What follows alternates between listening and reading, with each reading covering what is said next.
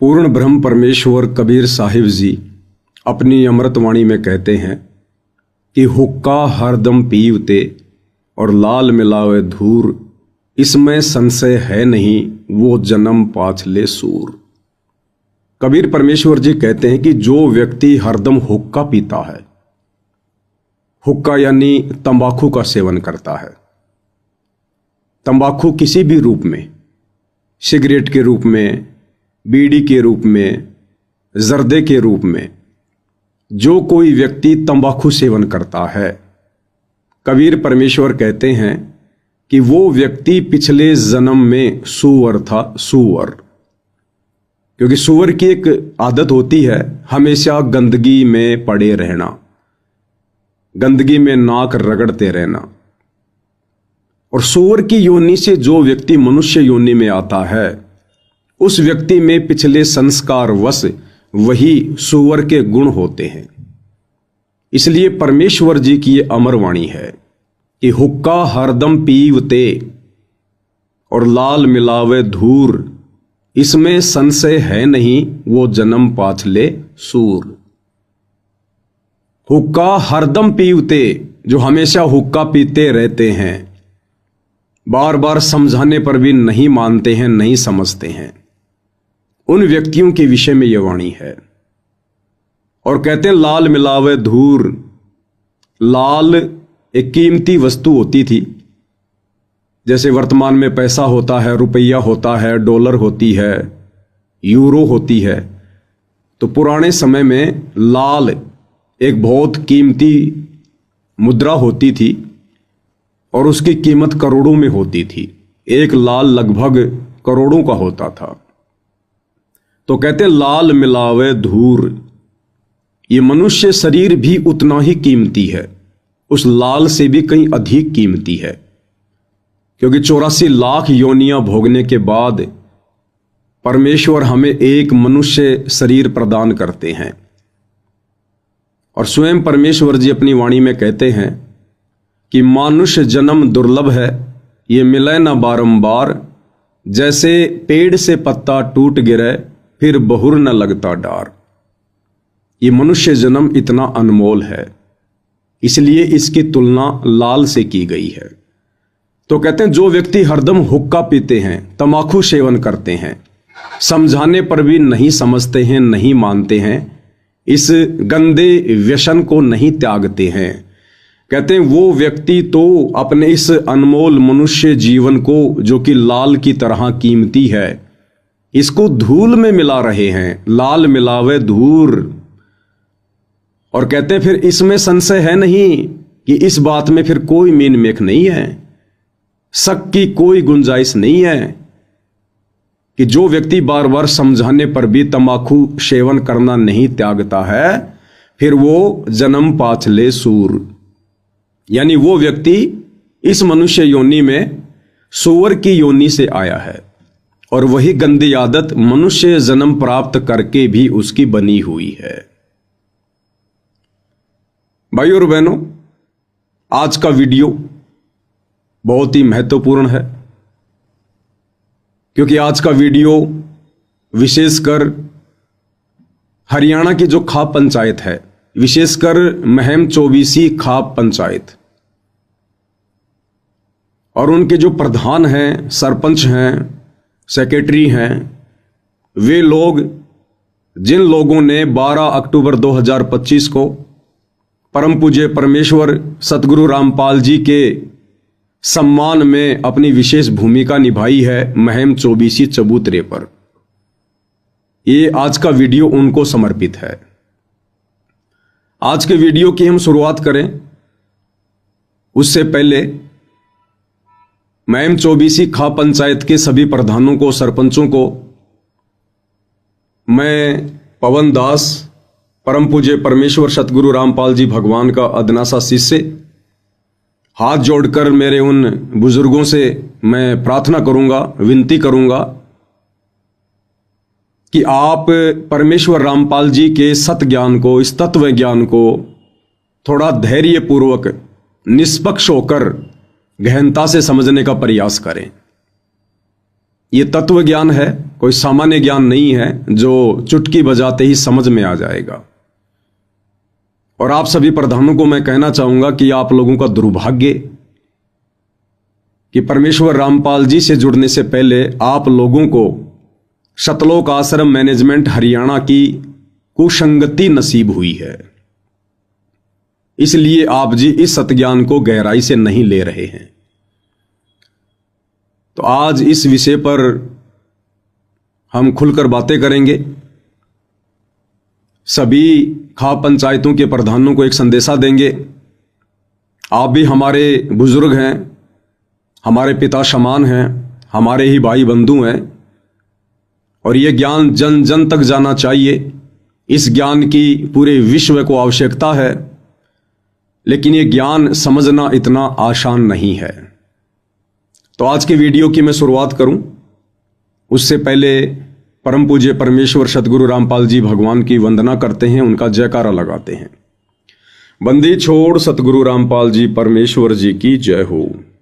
परम पिता परमात्मा सारी सृष्टि के रचनहार, कुल मालिक, असंख्य ब्रह्मांडों के स्वामी, जगत गुरु, तीनों लोकों में प्रवेश करके सबका धारण पोषण करने वाले, राजाधिराज, आत्माधार, नाथों के नाथ, देवों के देव महादेव, सर्वेश्वर महेश्वर, मृत्युंजय, अजरो अमर, आदि अनादि सनातनी प्रभु, जगत पिता जगदीश्वर, श्री श्री 1008 की उपाधि के वास्तविक अधिकारी, अकाल मूरत, सौद स्वरूपी राम वासुदेव, सर्वगतम ब्रह्म, परम पूज्य, प्रथम पूज्य, परम संत, परम पुरुष, परम धनी, परम दयालु, सत्य कबीर, हक्का कबीर, अल्लाहु कबीर, अल्लाहु अकबर, बाखबर, अल्लाह ताला, जगत के तारणहार, जगत के मुक्तिदाता, जगत के जगन्नाथ, हारे के सहारे, हिंदुओं के राम, मुसलमानों के अल्लाह, सिखों के वाहिगुरु, ईसाइयों के मसीह,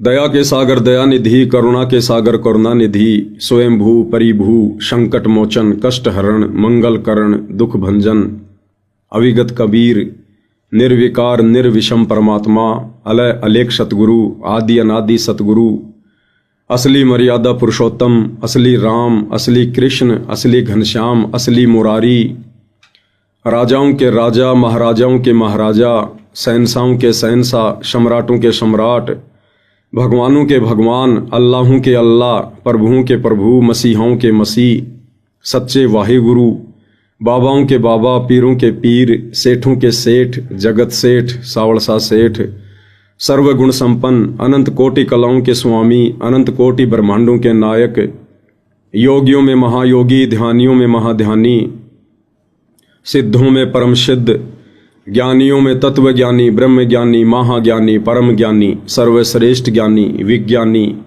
युवा कबीर, समर्थ कबीर, असमवात, अमित ओजा, सच्चे रहनुमा, करीम अल्लाह, सुभान अल्लाह, दुनिया के अंतिम पैगंबर, 8 सितंबर 1951 से गांव धनाना, जिला सोनीपत, हरियाणा, भारतवर्ष की पावन भूमि पे प्रकट रियल कल की भगवान, श्री नारायण साकार हरि, श्री बाबा साहेब, नूर अनंत परमात्मा, सच्चे दरवेश, सच्चे बाखबर, संत श्रोमणी सतगुरु रामपाल जी परमेश्वर जी की चरण कमल में साध संगति से जुड़े हुए देश विदेश से आप और हम सभी सत्सेवक भाई बहनों का अनंत कोटि दंडवत प्रणाम।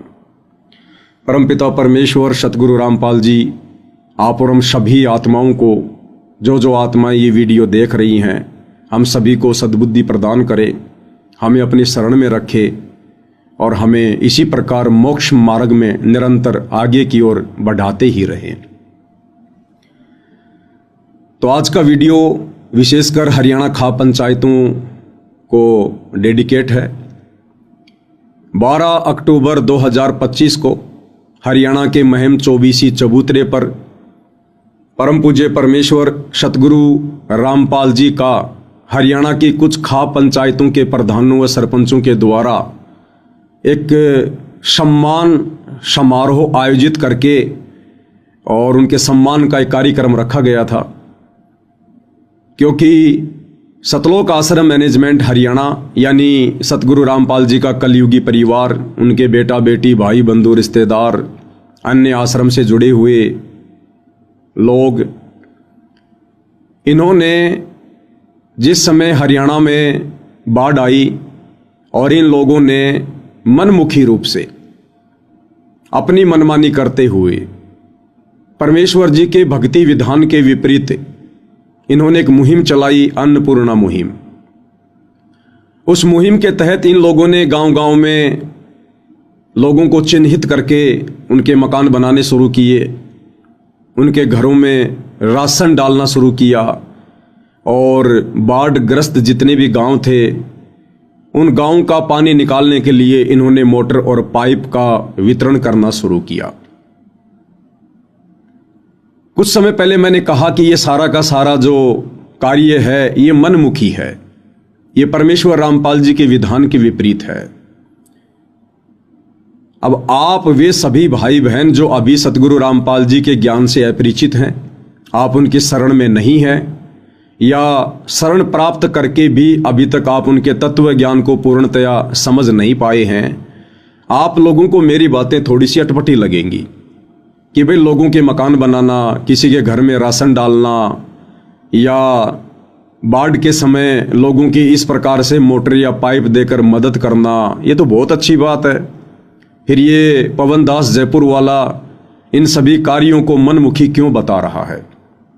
देखिए, ये अध्यात्म है, ये सामान्य ज्ञान नहीं है, ये चारों वेदों से ऊपर का ज्ञान है, तत्व ज्ञान है, सूक्ष्म ज्ञान है।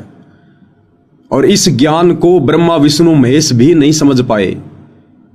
विश्वामित्र जैसे, वशिष्ठ जैसे, दुर्वासा ऋषि और वाल्मीकि जैसे महर्षि भी इस ज्ञान को नहीं समझ पाए, क्योंकि यह तत्व ज्ञान है। इस ज्ञान को वही आत्मा समझ सकती है जिस आत्मा पर इस ज्ञान के समझने की स्वयं वो कबीर परमेश्वर सतगुरु रामपाल जी भगवान रजा बख्शे। इसलिए मैंने इस सारे कार्य को परमेश्वर रामपाल जी के भक्ति विधान के अनुसार एक मनमाना आचरण कहा है। जब तक आप सतगुरु रामपाल जी की शरण में नहीं आएंगे तब तक आपका ज्ञान बच्चों जैसा है। सामाजिक क्षेत्र में आप बहुत बड़े मंत्री हैं, संतरी हैं, प्रधानमंत्री हैं, राष्ट्रपति हैं, बिजनेसमैन हैं, आपने बड़ी बड़ी डिग्रियां ले रखी हैं, आप चाहे सुप्रीम कोर्ट के सुप्रीम जज हैं, लेकिन जब बात आएगी शास्त्र अनुकूल शत भक्ति मार्ग की, परमेश्वर रामपाल जी के तत्व ज्ञान की, जब बात आएगी पांचों वेदों के बाप सूक्ष्म वेद की, तो आप बड़े बड़े गणमान्य लोग भी, बड़े बड़े पदाधिकारी भी, मंत्री और संतरी भी, प्रधानमंत्री और जज भी इस ज्ञान के आगे फेल हो जाते हैं। उस समय आपकी बुद्धि अध्यात्म में एक बच्चे के जैसे काम करती है। तो जिस प्रकार से बहुत सारे बच्चे इकट्ठे हैं और एक बच्चे को शुगर है, डायबिटीज है, और शुगर के मरीज को डॉक्टर मना करता है मिठाई खाने से कि भैया अगर आपने मीठे का प्रयोग किया तो आप इस बीमारी से रिकवर नहीं हो पाओगे, आपकी समस्या और ज्यादा बढ़ जाएगी, आपकी मृत्यु भी हो सकती है। उस बच्चे को माता पिता के द्वारा समझा दिया जाता है कि बेटा आप चाहे घर में रहो, चाहे बाहर रहो, चाहे किसी आड़ोसी पड़ोसी के घर पर जाओ, यदि आपको कोई मीठा खाने को दे तो आपने बिल्कुल भी मीठा नहीं खाना है। डॉक्टर ने मना किया है, तुझे डायबिटीज है। इस बात से थोड़ा बहुत वो बच्चा भी परिचित होता है कि भाई मैं हॉस्पिटल में गया था, डॉक्टर ने मुझे इंजेक्शन लगाए, कभी पेट में कभी पैर में, बड़ी पीड़ा हुई थी और डॉक्टर ने मुझे सख्त मना किया था कि बेटा मीठा नहीं खाना। और वो बच्चा अपने अन्य साथियों के साथ में कहीं खेल रहा है गली में, गांव में, और बाकी बच्चे डायबिटीज से, शुगर से अपरिचित हैं, और वो बच्चे मिठाई लेकर कहें अपने उस साथी से कि भाई आप भी मिठाई खाओ, आप भी रसगुल्ले खाओ, और वो बच्चा उसको बार बार मना करे कि नहीं नहीं मैं मिठाई नहीं खा सकता, मुझे डॉक्टर ने मना कर रखा है, तो बाकी बच्चे क्या कहेंगे? वो बच्चे जो नादान हैं, जिन्हें शुगर जैसी भयंकर बीमारी का ज्ञान नहीं है, वो बच्चे तो यही कहेंगे कि तेरे को किस मूर्ख ने ये उल्टा पाठ पढ़ा दिया। अरे धरती पर ऐसा कौन सा डॉक्टर आ गया जो मीठा खाने को मना करता है? मीठा तो सबको अच्छा लगता है, और हम भी तो बच्चे हैं तेरे जैसे, हम भी तो मीठा खा रहे हैं, हमें तो कोई दिक्कत नहीं है। लेकिन भाइयों और बहनों, वो बच्चा जिसको थोड़ा बहुत ज्ञान हो चुका है, डॉक्टर से भी और अपने माता पिता से भी, वो बच्चा मीठा नहीं खाएगा। क्यों? क्योंकि वो बच्चा डायबिटीज की बीमारी से होने वाली परेशानियों से परिचित है। लेकिन वो बच्चे इस बात को कतई नहीं मानेंगे कि डॉक्टर ने मना किया होगा या मीठा खाना बुरी चीज है। मीठा खाना बुरी चीज नहीं है। हर किसी को डॉक्टर भी मीठा खाना मना नहीं करता, लेकिन विशेष परिस्थितियों में डॉक्टर मना करेगा, और विशेष परिस्थितियों में उस मरीज के लिए भी मीठा खाना जहर के समान है। तो ठीक इसी प्रकार आप जगत के जितने भी मेरे भाई बहन हैं, विशेषकर खा पंचायत के प्रधान, सरपंच, सेक्रेटरी, आप भाई बहनों की बुद्धि आध्यात्मिक क्षेत्र में वर्तमान में उन बच्चों जैसी ही कार्य कर रही है। परमेश्वर जी के भक्ति विधान अनुसार यहां हर प्राणी अपने कर्मों का भोग भोगता है। जो जैसा कर्म करेगा वैसा ही फल उसको परमेश्वर देता है, अच्छा या बुरा, लाभ या हानि।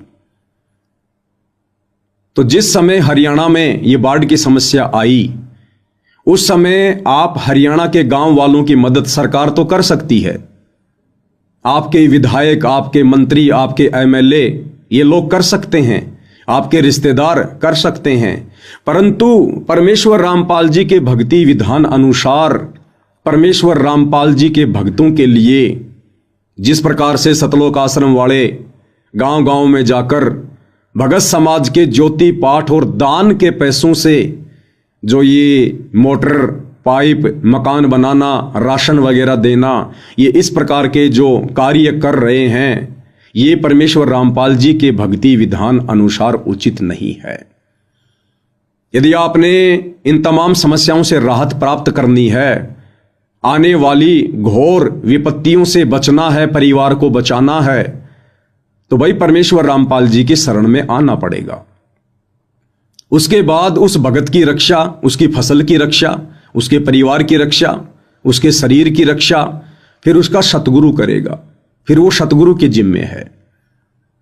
और हमने परमेश्वर रामपाल जी की शरण में आने के बाद किसी के कर्मों में कोई फेरबदल करने का अधिकार नहीं है। यदि हम किसी के कर्मों में कोई फेरबदल करेंगे तो उससे हमारी भक्ति नष्ट होगी, हमारा भक्ति बैलेंस उस व्यक्ति के अकाउंट में काल के द्वारा डाल दिया जाएगा और हमें भक्ति से पेंचर कर दिया जाएगा। दूसरी बात, वर्तमान में जो व्यक्ति भक्तिहीन है, देखो भक्ति तो पूरी दुनिया कर रही है। मुसलमान मस्जिद में जाते हैं, हिंदू मंदिर में जाते हैं, सिख गुरुद्वारे में जाते हैं। हर व्यक्ति कहीं न कहीं से जुड़ा हुआ है, किसी न किसी देव या महादेव का उसने सहारा ले रखा है, लेकिन वो असल में सत भक्ति नहीं है। उस भक्ति के करते रहने से, जो कि शास्त्र विरुद्ध है, उस भक्ति के करते रहने से मनुष्य के कर्मों में किसी प्रकार का कोई चेंजमेंट, कोई बदलाव नहीं हो सकता। जब तक आप सच्चे गुरु की शरण में आकर सत भक्ति नहीं करेंगे, मर्यादाओं में रहकर नहीं करेंगे, तब तक आपके भाग्य में किसी भी प्रकार का कोई भी परिवर्तन नहीं हो सकता है। आपकी आंखों के सामने आपके बच्चे की मृत्यु होनी है तो होके रहेगी, आपका एक्सीडेंट होना है तो होके रहेगा। आप चाहे कितने भंडारे कर दीजिए, कितने कंबल बांट दीजिए, कितने ही समाज सुधार के कार्य कर दीजिए, कितने मंदिर, मस्जिद, चर्च या गुरुद्वारों में चक्कर काटते रहिए, भाग्य में परिवर्तन होगा तत्वदर्शी संत की शरण में आने के बाद। और तत्वदर्शी संत की भूमिका स्वयं कबीर परमात्मा ही निभाते हैं।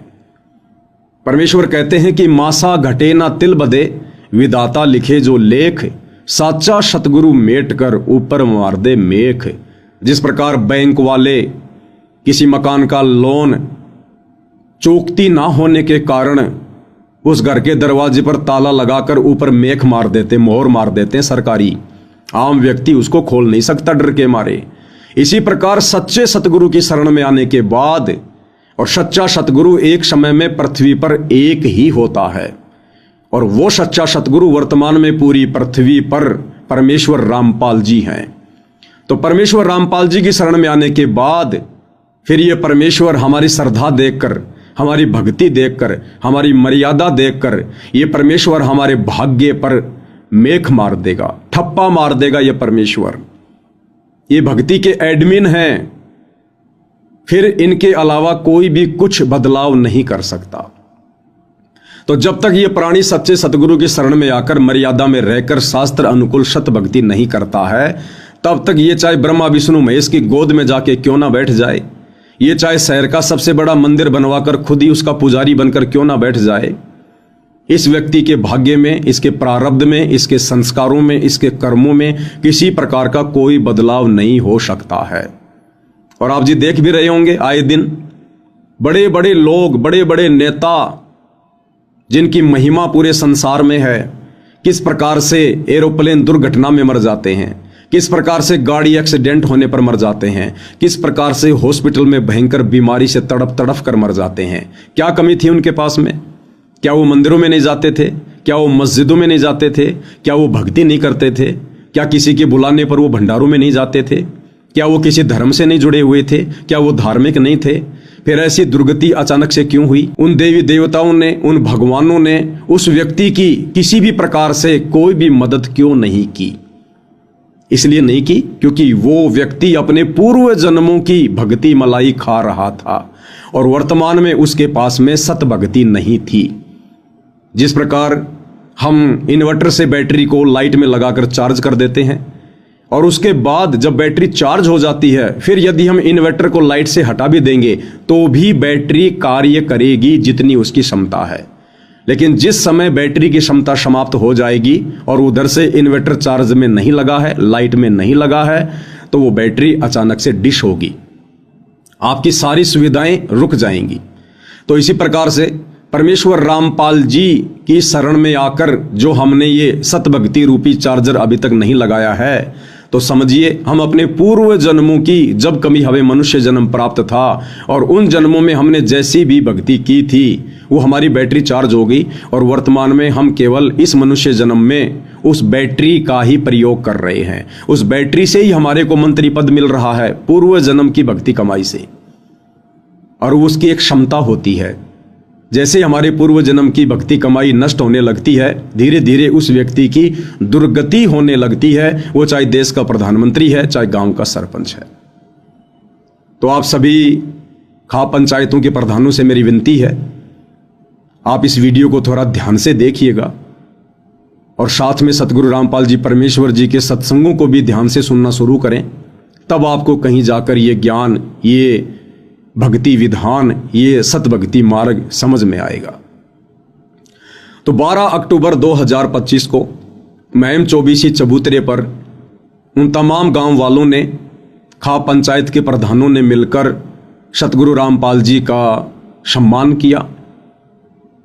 और उस सम्मान समारोह के बाद हमारी तरफ से एक वीडियो वायरल किया गया जिसमें कहा गया कि भाई परमेश्वर रामपाल जी जैसे पवित्र महापुरुष का सम्मान करने का अधिकारी इस संसार में यदि कोई है, इस पृथ्वी पर यदि कोई है, तो केवल उनसे उपदेश प्राप्त उनके भगत जन हैं।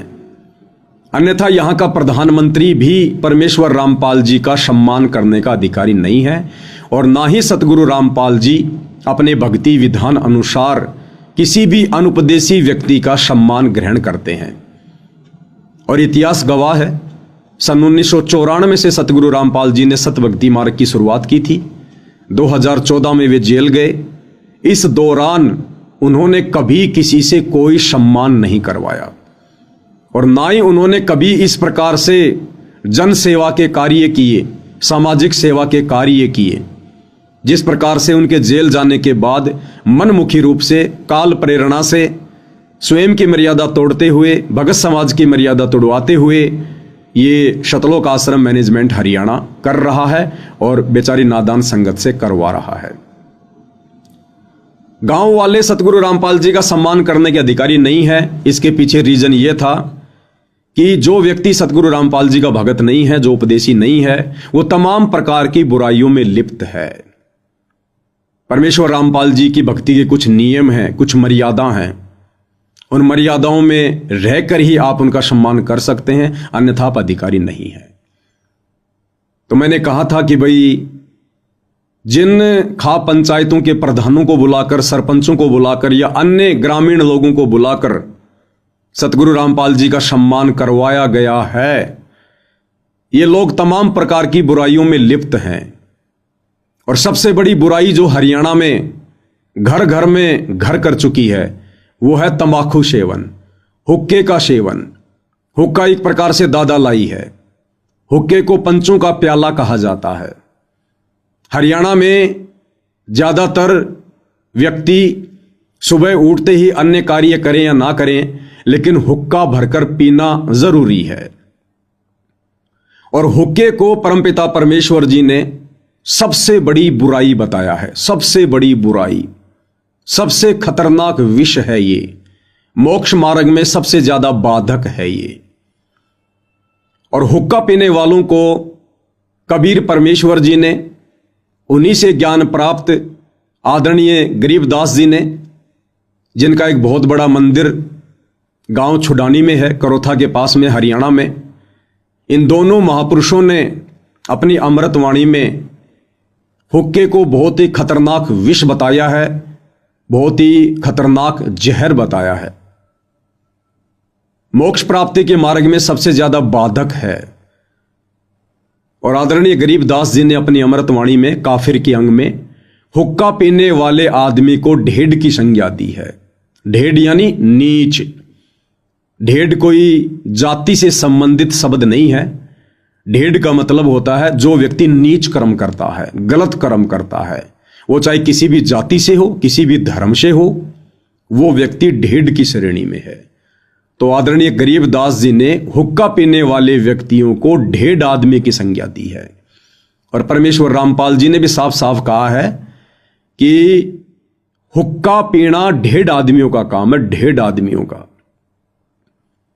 तो जब मैंने वीडियो बनाया सम्मान समारोह के बाद और परमेश्वर रामपाल जी के मुख कमल से उनके सत्संग का हवाला देकर जब ये बातें मैंने कही कि भाई जब सतगुरु रामपाल जी के अनुसार जिनका सम्मान करवाया जा रहा था, जब सतगुरु रामपाल जी ने ही हुक्का पीने वालों को, तंबाकू सेवन करने वालों को ढेड़ आदमी की संज्ञा दी है, नीच आदमी की संज्ञा दी है, तो भला सतगुरु रामपाल जी किसी ऐसे ढेड़ व्यक्ति से, ऐसे नीच व्यक्ति से जो हुक्के का सेवन करते हैं, जो शराब का सेवन करते हैं, जो मांस मदिरा का सेवन करते हैं, जो आन उपासना करते हैं, जो उनकी शरण में नहीं है, भला उन व्यक्तियों से कैसे सम्मान करवाएंगे? तो ये सम्मान सतगुरु रामपाल जी का नहीं हुआ है और ना ही सतगुरु रामपाल जी इस प्रकार के सम्मान को स्वीकार करते हैं।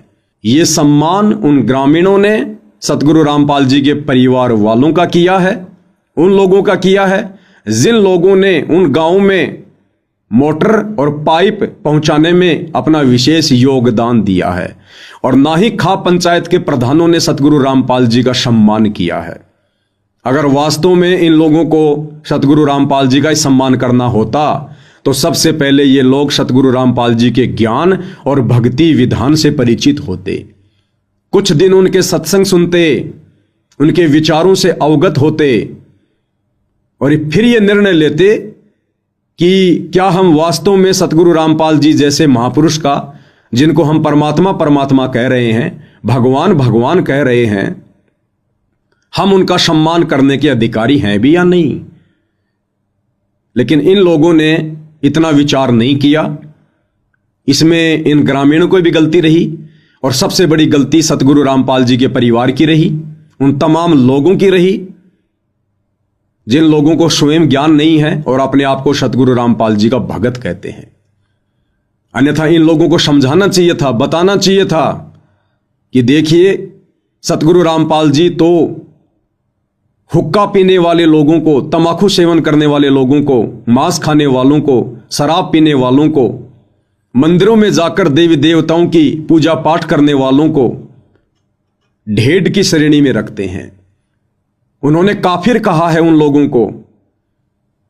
और भाई आप जब तक सतगुरु रामपाल जी के सत्संग सुनकर उनकी शरण में नहीं आते हैं तब तक आप किसी भी प्रकार से सतगुरु रामपाल जी का सम्मान करने के अधिकारी नहीं है। तो मेरे द्वारा जो वीडियो बनाया गया वो वीडियो किसी व्यक्ति विशेष के ऊपर टिप्पणी नहीं थी। आप वीडियो को अच्छे से देख सकते हैं। मेरे वीडियो बनाने का मकसद केवल आम जन को यह समझाना था, यह बताना था कि अभी आप केवल अपनी जुबान से सतगुरु रामपाल जी को भगवान भगवान कह रहे हैं। अभी आप उनके ज्ञान से परिचित होकर उनको हृदय से भगवान नहीं मान पाए हैं, क्योंकि यहां आपका स्वार्थ बोल रहा है। आपके गांव का पानी निकाल दिया गया, गांव वालों की मोटर और पाइप देकर मदद कर दी गई, जिसके चलते आप लोग उन्हें भगवान भगवान कह रहे हैं, परमात्मा परमात्मा कह रहे हैं। तो आपने तो केवल अपने स्वार्थ का सम्मान किया है, ना कि सतगुरु रामपाल जी का।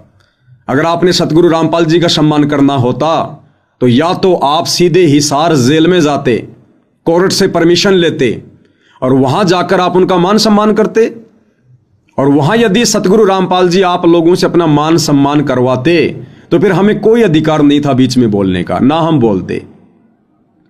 और यदि कोर्ट से आपको हिसार जेल में जाकर सतगुरु रामपाल जी का मान सम्मान करने की परमिशन नहीं मिलती तो फिर आप लोगों ने इंतजार करना चाहिए था सतगुरु रामपाल जी का, उनके हिसार जेल से बाहर आने का। उसके बाद फिर आप जी उनके आश्रम में जाकर उनसे परमिशन लेकर आप उनका मान सम्मान करते। और यदि उस समय सतगुरु रामपाल जी आप लोगों से अपना मान सम्मान करवाते तो मुझ पवनदास को कोई ऑब्जेक्शन नहीं था किसी भी प्रकार का। लेकिन यदि उनके इस सतभक्ति मार्ग में गंदगी फैलाई जाएगी, गधे और घोड़ों की एंट्री की जाएगी, ज्ञानी और अज्ञानियों की एंट्री की जाएगी, तो भाई फिर बोलना हमारा फर्ज है, हमारा दायित्व है।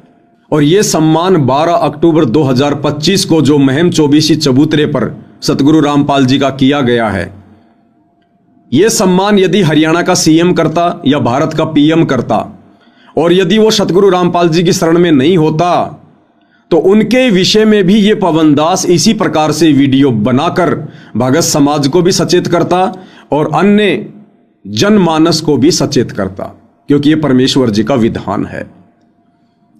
अब आगे इस वीडियो में आपको महम चौबीसी खापों के जो प्रधान हैं, सेक्रेटरी हैं, उनके भी विचार सुनाएंगे। मेरा वीडियो देखने के बाद उन लोगों ने सतलोक आश्रम वालों के साथ में एक मीटिंग की, एक प्रेस कॉन्फ्रेंस बुलाई। अमर उजाला जैसे अखबारों में भी न्यूज आ चुकी है और इन्होंने अपना एक वीडियो भी वायरल किया है, जो वीडियो आगे आपको दिखाएंगे।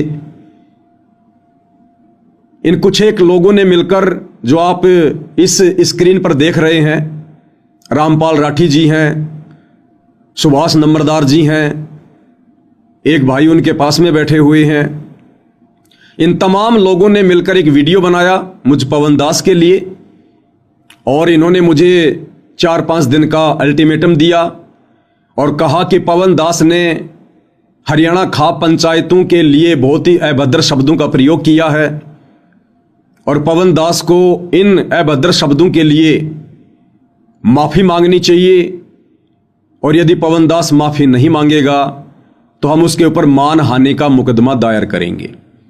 तो आपको इन प्रधानों के भी विचार सुनाएंगे, वीडियो को आगे भी बढ़ाएंगे।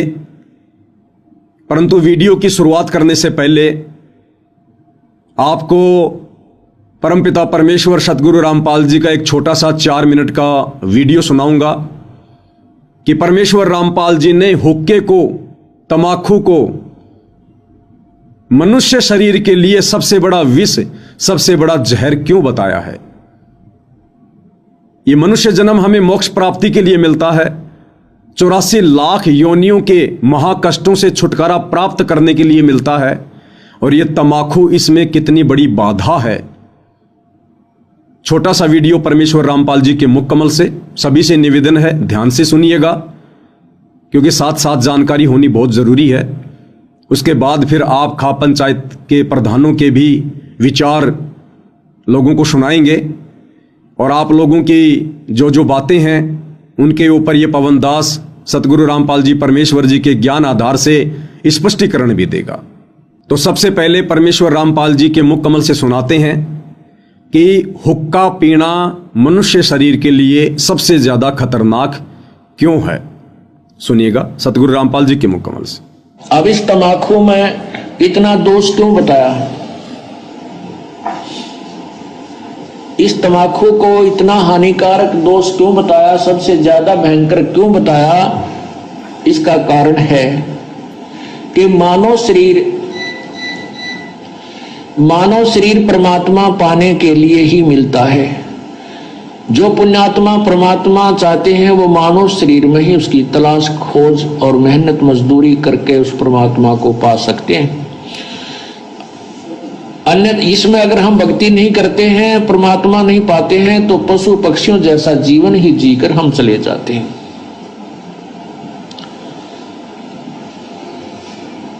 अब ये हमारे शरीर में कमल बने हुए हैं, कमल, इन कमलों में भगवानों का वास है। मूल कमल में गणेश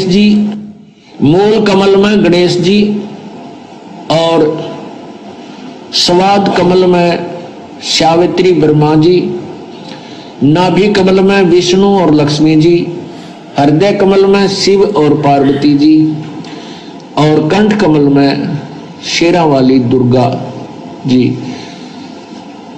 तो ऐसे जब हम ये तम्बाकू पीते हैं या सूंघते हैं, सूंघना भी पाप है, तो उसकी वासना हमारे शरीर में बने हुए कमलों में जाती है और वहां विराजमान भगवानों को परेशान करती है, उनको दुख पहुंचाती है, वो बहुत दुखी होते हैं।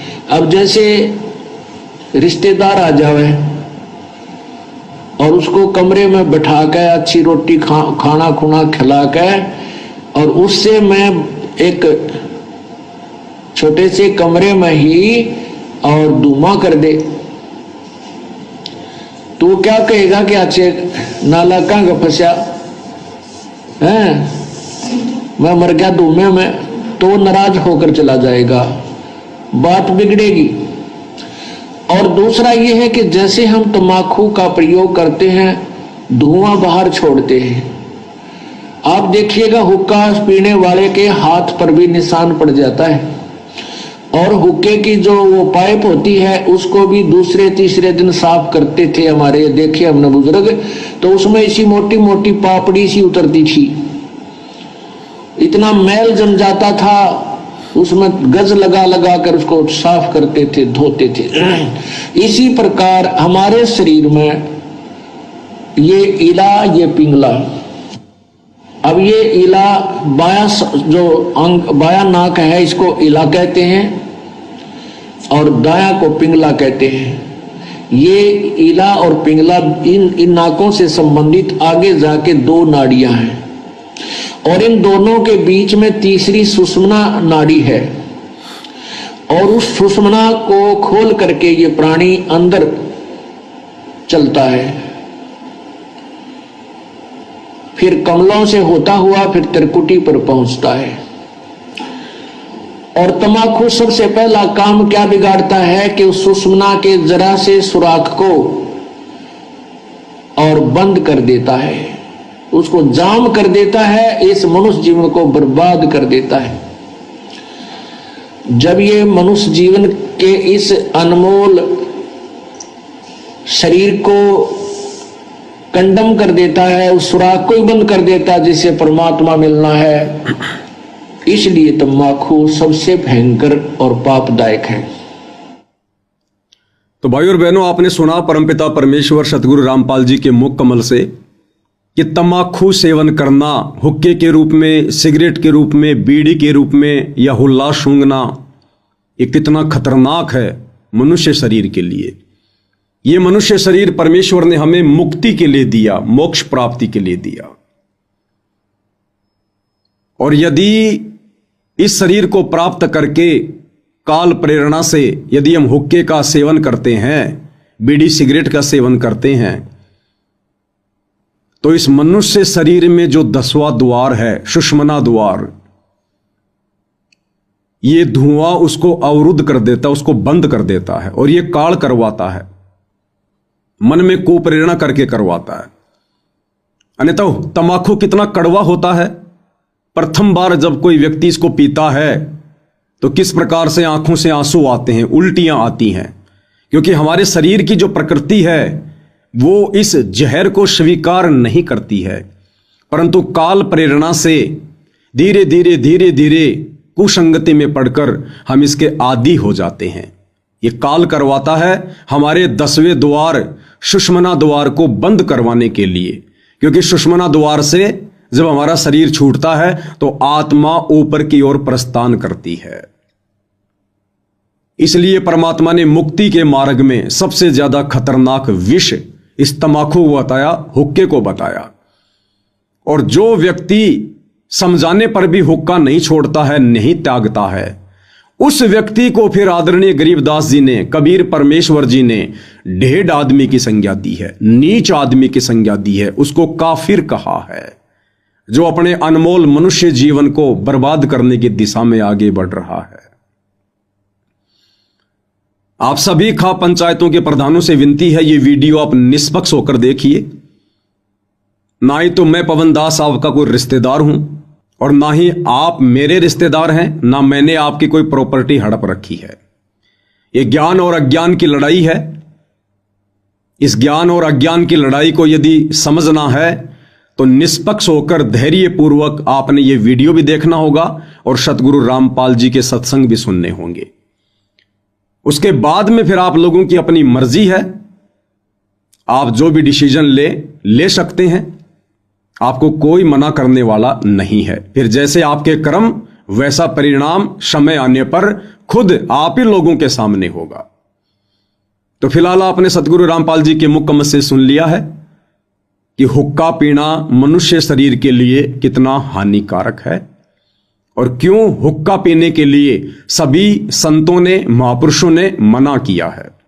अब भाइयों और बहनों, आपको हरियाणा खाप पंचायत के इन प्रधानों का वीडियो दिखाते हैं, जो वीडियो इन लोगों ने सतलोक आश्रम वालों के साथ मिल बैठकर बनाया है।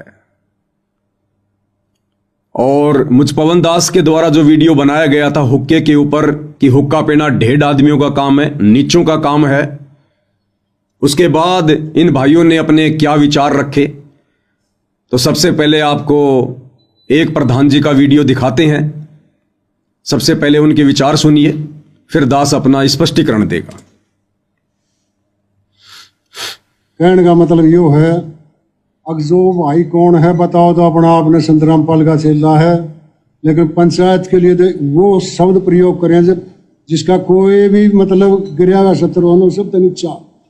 ये तो ढेड आदमी है, पंचायतियां का के मांगे, इनने यो क्यों सम्मान करे और इनका के सम्मान होता, ये उसके अभद्र भाषाओं को सुन के भाई दिल बड़ा काल पाया। और हमने तो न्यू ही सोचा था अब शायद भाई संत जी का चेला होगा।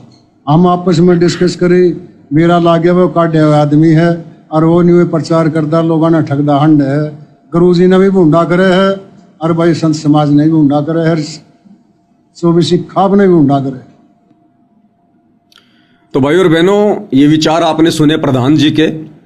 प्रधान जी कह रहे हैं कि ये व्यक्ति जो पवन दास है जयपुर वाला, जिसने वीडियो बनाया हुक्के को लेकर, ये व्यक्ति अपने आप को संत रामपाल जी का भगत कहता है, लेकिन हमें सतलोक आश्रम में आने के बाद पता चला कि ये व्यक्ति संत रामपाल जी का भगत नहीं है।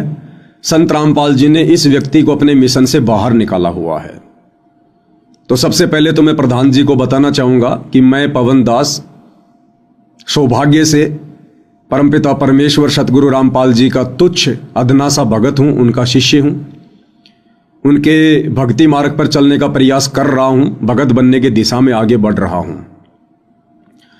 और इस बात का निर्णय ना ही तो प्रधान जी आप कर सकते हैं और ना देश का प्रधानमंत्री कर सकता है और ना ही ये सतलोक आश्रम वाले कर सकते हैं, जिनके साथ बैठकर आप जी इंटरव्यू दे रहे हैं कि कौन व्यक्ति सतगुरु रामपाल जी का भगत है और कौन व्यक्ति नहीं है।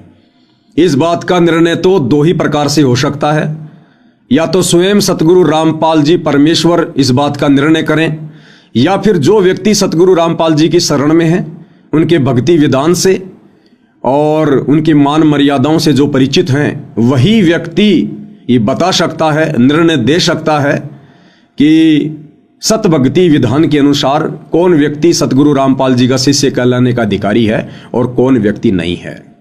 दूसरी बात, आप जी ने अपने वीडियो में कहा कि इस व्यक्ति पवन दास ने पंचायतों के लिए बहुत ही घटिया और अशोभनीय शब्दों का प्रयोग किया है।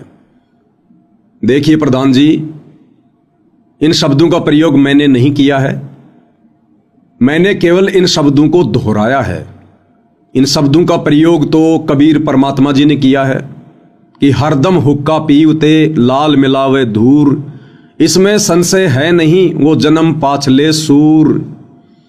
और आदरणीय गरीबदास जी ने इन शब्दों का प्रयोग किया है कि हुक्का पीवे काफिर अन्यायी। हुक्का पीने वाला व्यक्ति ढेड की श्रेणी में है, काफिर की श्रेणी में है। और उसके बाद इन शब्दों का प्रयोग किया है सतगुरु रामपाल जी ने काफिर के अंग में, सत्संग में।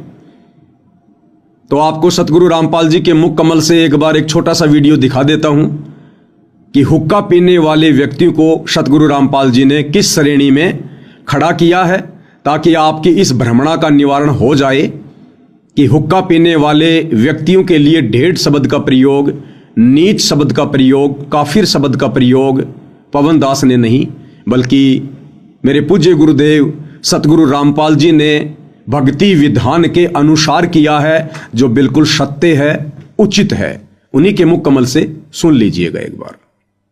काफिर गुता हते सलाई, काफिर हुक्का पीवे अन्यायी। अपने आत्मा सबसे बड़ा दोष, वैसे तो सारे ही अपराध हैं, जैसे मांस खाना, शराब पीना है, ये और बताए हैं भाई, पर नारी को तकना, कन्या को मारना, ये भी ढेर आदमी के काम होते हैं। लेकिन हुक्का पीना भी ढेर ढंग का काम बता रखा है। लेकिन हुक्का पीना भी ढेर ढंग का काम बता रखा है। लेकिन हुक्का पीना भी ढेर ढंग का काम बता रखा है। अब हमारे समाज में हुक्का इतना समा गया, यह बात स्वाति को ना कि हुक्का पीना ना भी नौका ये भी रकम में है, हुक्का नहीं पीना चाहिए, बिल्कुल भूल के भी टच नहीं करना चाहिए। सबसे महापाप पता है इसका। तो सतगुरु रामपाल जी परमेश्वर जी ने अपने प्रवचनों में, अपने सत्संगों में बिल्कुल क्लियर कर दिया है कि हुक्का पीना ढेड आदमियों का काम है, नीच आदमियों का काम है, जो अपने इस अनमोल मनुष्य जीवन को बर्बाद कर रहे हैं। 84 लाख योनियां भोगने के बाद परमेश्वर कबीर देव हमें एक मनुष्य जन्म देता है, और ये मनुष्य जन्म केवल भक्ति के लिए मिलता है। और भक्ति में ये समस्त बुराइयां त्यागनी पड़ती हैं, और ये हुक्का पीना सबसे ज्यादा बाधक बताया है। तो हुक्का पीने वालों के लिए ढेड शब्द का प्रयोग, नीच शब्द का प्रयोग पवन दास ने नहीं बल्कि सतगुरु रामपाल जी के सत्संग सुनकर उनके भक्ति विधान अनुसार किया है। और इस श्रेणी में हुक्का चाहे देश का प्रधानमंत्री पीता हो, हुक्का चाहे देश की आम जनता में कोई नागरिक पीता हो, या चाहे आप हरियाणा खाप पंचायत के प्रधान पीते हो, इस श्रेणी में सभी लोग हैं। परमेश्वर का विधान सभी के ऊपर समान रूप से लागू होता है। परमात्मा समदृष्टि होते हैं, निष्पक्षी होते हैं, उनका विधान सर्व प्राणियों पर समान रूप से लागू होता है। तो हुक्का पीने वाला व्यक्ति जिसको ढेड की श्रेणी में बताया गया है, वो चाहे देश का प्रधानमंत्री हो जो हुक्का पीता है, या देश का आम नागरिक हो जो हुक्का पीता है, दोनों ही इस श्रेणी में आते हैं। तो आपके द्वारा यह कहना कि खाप पंचायतों पर अशोभनीय शब्दों का प्रयोग किया गया है, ऐसे ऐसे घटिया शब्दों का प्रयोग किया गया है, ये आप जी का आधा अधूरा ज्ञान बोल रहा है। मैंने केवल हुक्का पीने वाले व्यक्तियों के लिए सतगुरु रामपाल जी के सत्संगों को आधार बनाकर उनके भक्ति विधान अनुसार ढेड शब्द का प्रयोग किया गया है, जिस शब्द का प्रयोग अभी आपने सतगुरु रामपाल जी के मुख कमल से भी करते हुए सुन लिया है। अब ये हुक्का इतना खतरनाक और क्यों है? मनुष्य शरीर के लिए, मोक्ष प्राप्ति के लिए ये हुक्का इतना बाधक क्यों है? और कितने बड़े बड़े इसके अवगुण हैं? अभी तो आप लोगों ने केवल इतना ही सुना है कि हुक्का पीना ढेड आदमियों का काम है, नीचों का काम है, हुक्का पीने वाला काफिर है। अब आगे आप परमेश्वर रामपाल जी के मुख कमल से और कबीर परमात्मा जी की एक वाणी के ऊपर जब सत्संग सुनेंगे तो आपको पता चलेगा कि ढेड और काफिर शब्द तो बहुत छोटा है हुक्का पीने वालों के लिए।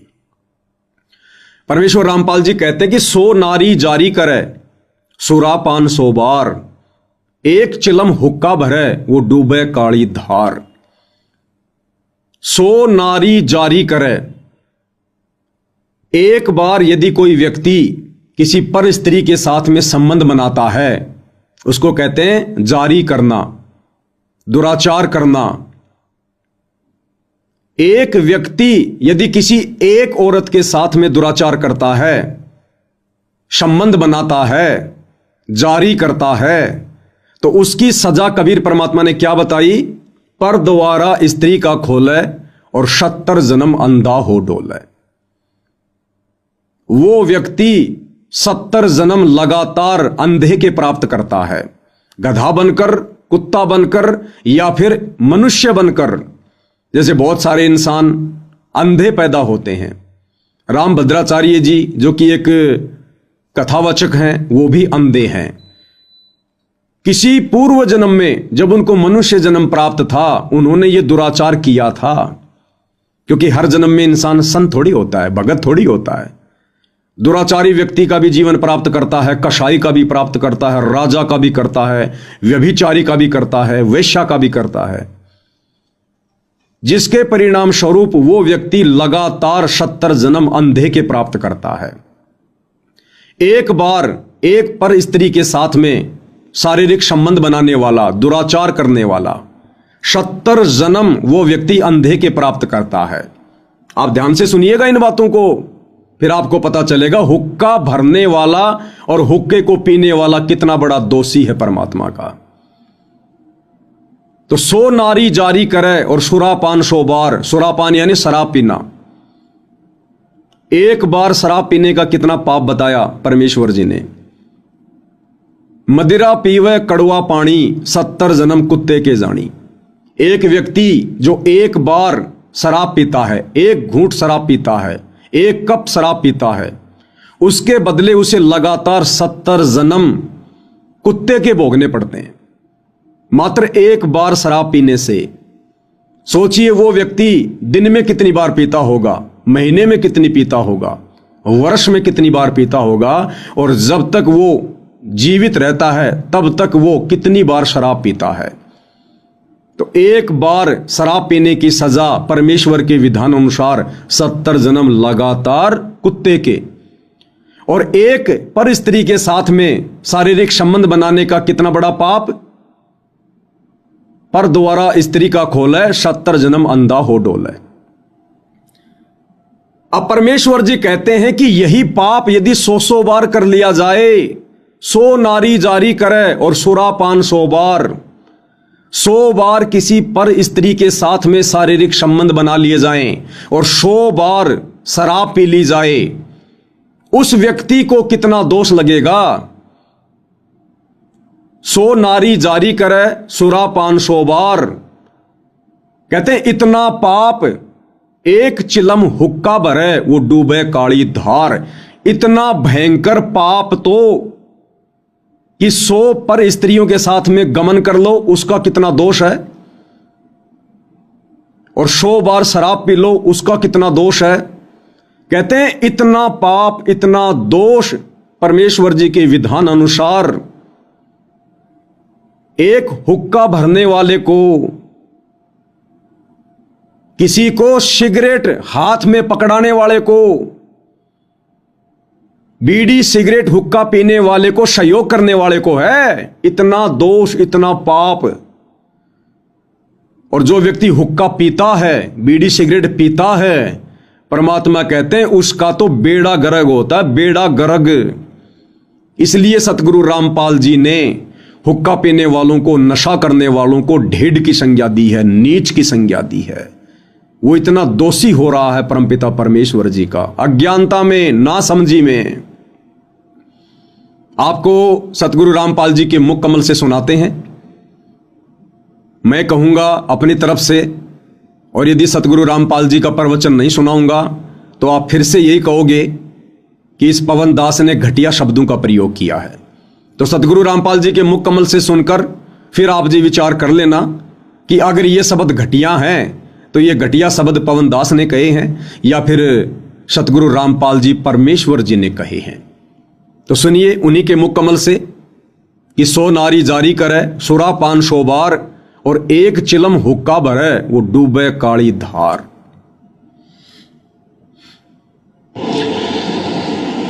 ये तो ऐसा खतरनाक विष है, इसका सबसे बड़ा पाप बताया हुक्के में तम्बाकू में। क्या बताते, 100 नारी जारी करे सुरापान 100 बार, एक चलम हुक्का भरे वो डूबे काली धार। ओहो, एक परत्रिया के पास गमन करने का कितना पाप बताते हैं। पर द्वारा स्त्री का खोले 70 जन्म अंधा हो डोले, मदरा पीवे कड़वा पानी 70 जन्म स्वान के जानी।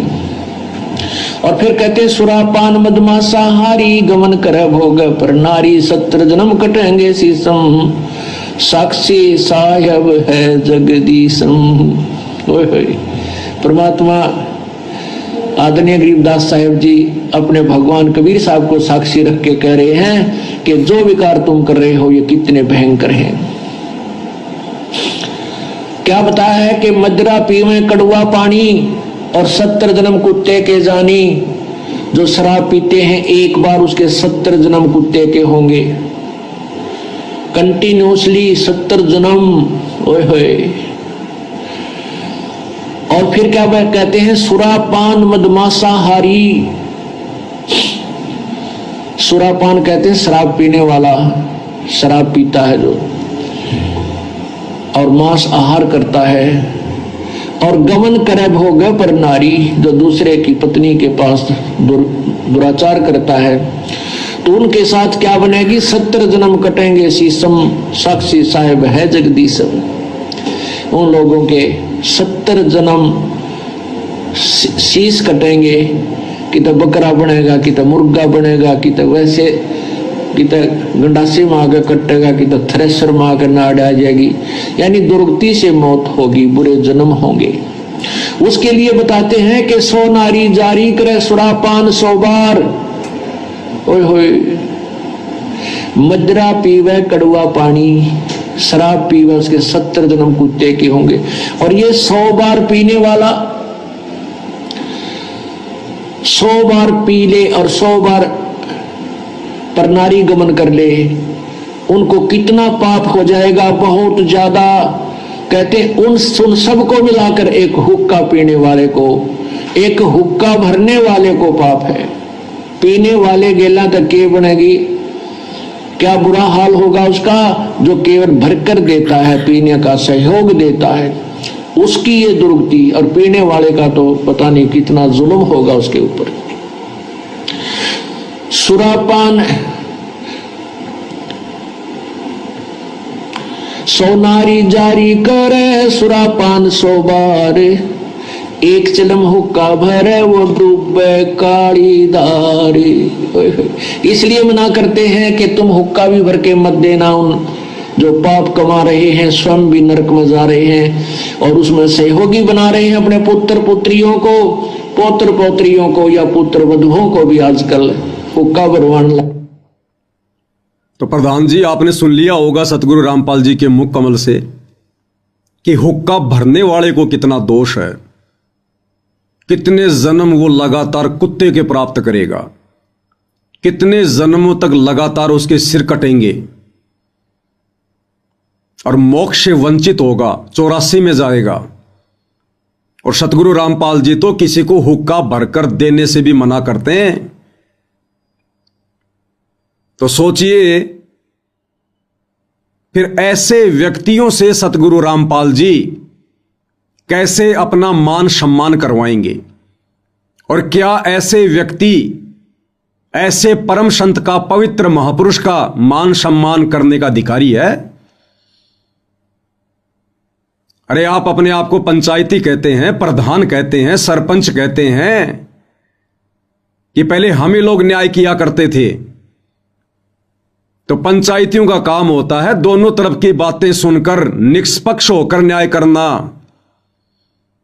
अब बताइए सरपंच जी, प्रधान जी, सतगुरु रामपाल जी तो हुक्का पीने वालों को ढेड़ कह रहे हैं, नीच कह रहे हैं, काफिर कह रहे हैं, और कितना उनको दोष लगेगा। हुक्का भरने के लिए भी मना करते हैं। तो बताइए सतगुरु रामपाल जी फिर हुक्का पीने वालों से, हुक्का पीने में किसी का सहयोग करने वालों से, शराब पीने वालों से, मांस खाने वालों से भला कैसे अपना मान सम्मान करवाएंगे? इसलिए वो वीडियो बनाया गया था ताकि आगे से इस प्रकार का कोई झूठा मान सम्मान करके आप जी संत के परमात्मा के दोषी ना बने। अब प्रधान जी, ये आपका दुर्भाग्य, जो बातें आपको इस वीडियो के माध्यम से सुनने को मिल रही हैं, आप लोगों का दुर्भाग्य कि ये सारी बातें आपको इन सतलोक आश्रम वालों ने नहीं बताई, नहीं समझाई, क्योंकि ये लोग काल प्रेरित हैं। इनका काम किसी का उद्धार करना नहीं है, किसी का आत्म कल्याण नहीं है। अन्यथा ये इन लोगों की नैतिक जिम्मेदारी बनती थी। यदि आप लोगों ने मान सम्मान की बात को रखा कि भाई हम संत रामपाल जी का मान सम्मान करना चाहते हैं, तो ये इन आश्रम वालों की नैतिक जिम्मेदारी बनती थी कि प्रधान जी बहुत अच्छी बात है, आपने ये सोचा, परंतु इस भक्ति विधान अनुसार संत रामपाल जी की कुछ मर्यादाएं हैं, कुछ नियम हैं, हम उनका उल्लंघन नहीं कर सकते। अगर आपने वास्तव में उनका मान सम्मान करना है तो सबसे पहले आप उनके सत्संग सुनिए, उनके नियम और मर्यादाओं से परिचित हो जाइए। और प्रधान जी, ना ही कभी सतगुरु रामपाल जी ने किसी से अपना मान सम्मान इस प्रकार से करवाया है, और ना संत कभी मान सम्मान के भूखे होते हैं।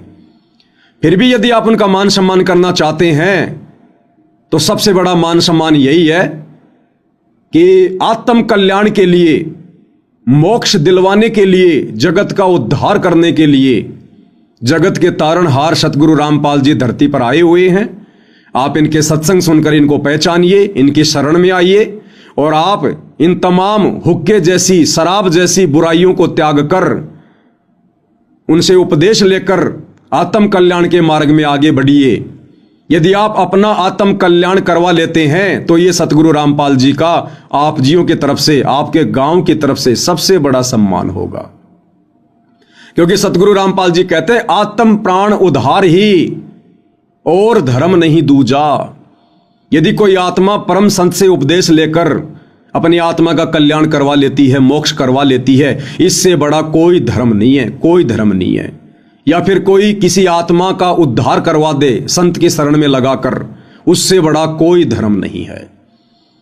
तो ये आप खाप पंचायत के प्रधानों का, सरपंचों का दुर्भाग्य कि आप लोगों को सीधे तौर पर काल के द्वारा भेजे गए एजेंट इन सतलोक आश्रम वालों से सतगुरु रामपाल जी के कलयुगी बेटा बेटी, भाई बंधु, रिश्तेदारों से मिलने का ये दुर्भाग्य प्राप्त हुआ। आपको इनकी कुसंगति प्राप्त हुई, क्योंकि ये लोग भी मान बढ़ाई के भूखे हैं, इनको भी अपना मान सम्मान चाहिए। ये भी अहंकार में घूमते फिर रहे हैं। इन्हें भक्ति और भगवान से कोई लेना देना नहीं है। नाम दीक्षा लेते कोई भगत नहीं बन जाता है। भगत वो होता है जो भगवान की शिक्षाओं पर चले। संत का शिष्य वो होता है जो संत की शिक्षाओं पर चले, और ये लोग संत की एक भी शिक्षा पर खरे नहीं है। तो ये आप लोगों का दुर्भाग्य रहा। अन्यथा मैंने तो वही बातें कही हैं जो बातें सतगुरु रामपाल जी ने कही हैं। उसके बावजूद भी आप कह रहे हैं कि हम पवन दास पर मुकदमा करेंगे, मानहानि का मुकदमा करेंगे, समाज से उसका बहिष्कार करेंगे। तो भाई फिर ये पंचायतियों के लक्षण नहीं है। आप तो एक तरफा बातें कर रहे हैं, आप तो एक तरफा बातें कर रहे हैं। अगर इन्हीं बातों को लेकर, जो मैंने वीडियो में कहा कि हुक्का पीना 1.5 आदमियों का काम है, वो हुक्का चाहे देश का प्रधानमंत्री पियो, चाहे खाप पंचायत के प्रधान पियो, हुक्का पीने वालों के लिए वो शब्द हैं। तो यही शब्द तो सतगुरु रामपाल जी ने कहे हैं, जो अभी आपने सुने हैं। तो मुकदमा करना तो फिर गुरु चेले दोनों के ऊपर करो ना। अगर फिर मुकदमा ही करना है तो गुरु चेले दोनों के ऊपर करो। लेकिन आप लोग भी अपने स्वार्थों के वसीभूत होकर सतलोक आश्रम वालों के एहसानों के नीचे दबे हुए हैं। उनके साथ बैठकर और उनके द्वारा जो मोटर और पाइप दिए गए हैं, आप उनके एहसानों के नीचे दबे हुए हैं। इसलिए सच कहने की हिम्मत और सच पर चलने की हिम्मत, न्याय करने की हिम्मत आप पंचायतियों में नहीं रही। अरे सीधी सी कहावत है, सांप को क्या मारते हो, सांप की मां को मारो ताकि वो पैदा करना ही छोड़ दे। तो पवन दास ने यदि ऐसे शब्द कहे हैं तो न्याय तो यह कहता है, विधान तो यह कहता है कि पवन दास ने शब्द कहां से सीखे, पवन दास ने ये शब्द कहां से बोले? सतगुरु रामपाल जी के विचारों से, उनके सत्संगों से, उनके भक्ति विधान अनुसार। तो फिर मुकदमा तो गुरु चेले दोनों के ऊपर बनता भाई, मानहानि का दावा तो फिर दोनों के ऊपर बनता है। तो भाई तुम काहे के पंचायती, तुम काहे का न्याय करोगे? थोड़ा विचार करो इन बातों पर। तो भाई और बहनों, अब आपको आगे प्रधान जी और क्या कुछ कह रहे हैं। जब इंटरव्यू लेने वाले ने कहा कि फिर आपके पास में क्या तरीका है उस पवन दास को चुप करने का, यदि वो नहीं मानता है तो आप जी क्या प्रक्रिया अपनाएंगे? तो प्रधान जी क्या कह रहे हैं? प्रधान जी कह रहे हैं कि हमारे पास में बहुत सारे हथकंडे हैं, लेकिन वो हथकंडे फिलहाल हम अपनाना नहीं चाहते। कौन से हथकंडे? गुंडागर्दी के, मार पिटाई के। कह रहे बहुत सारे हथकंडे हैं, लेकिन फिलहाल हम उस पवन दास से इस वीडियो के माध्यम से ये बात पहुंचाना चाहते हैं कि वो माफी मांग ले, अन्यथा हम उसका समाज से बहिष्कार भी कर सकते हैं। हम उस पवन दास का समाज से बहिष्कार भी कर सकते हैं और मानहानि का दावा तो अंत में उसके ऊपर ठोका ही ठोका जाएगा। तो प्रधान जी के और क्या कुछ विचार हैं, आप जी स्वयं सुन लीजिएगा। न्याय की तो यह बात से मारा बहुत गणे हथकंडे है। हमको ईशा काम शुरू में पहले जट नहीं करना चाहते, जिससे मारा कान भी आंगली उठे, नहीं तो सामाजिक बहिष्कार हम कर दिया।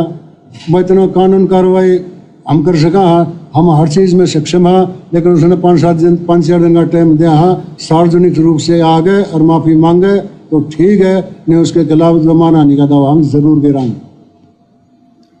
तो प्रधान जी क्या कह रहे हैं कि हमारे पास में बहुत सारे हथकंडे हैं, समाज से बहिष्कार उसका हम कर सकते हैं, मानहानि का दावा हम करेंगे।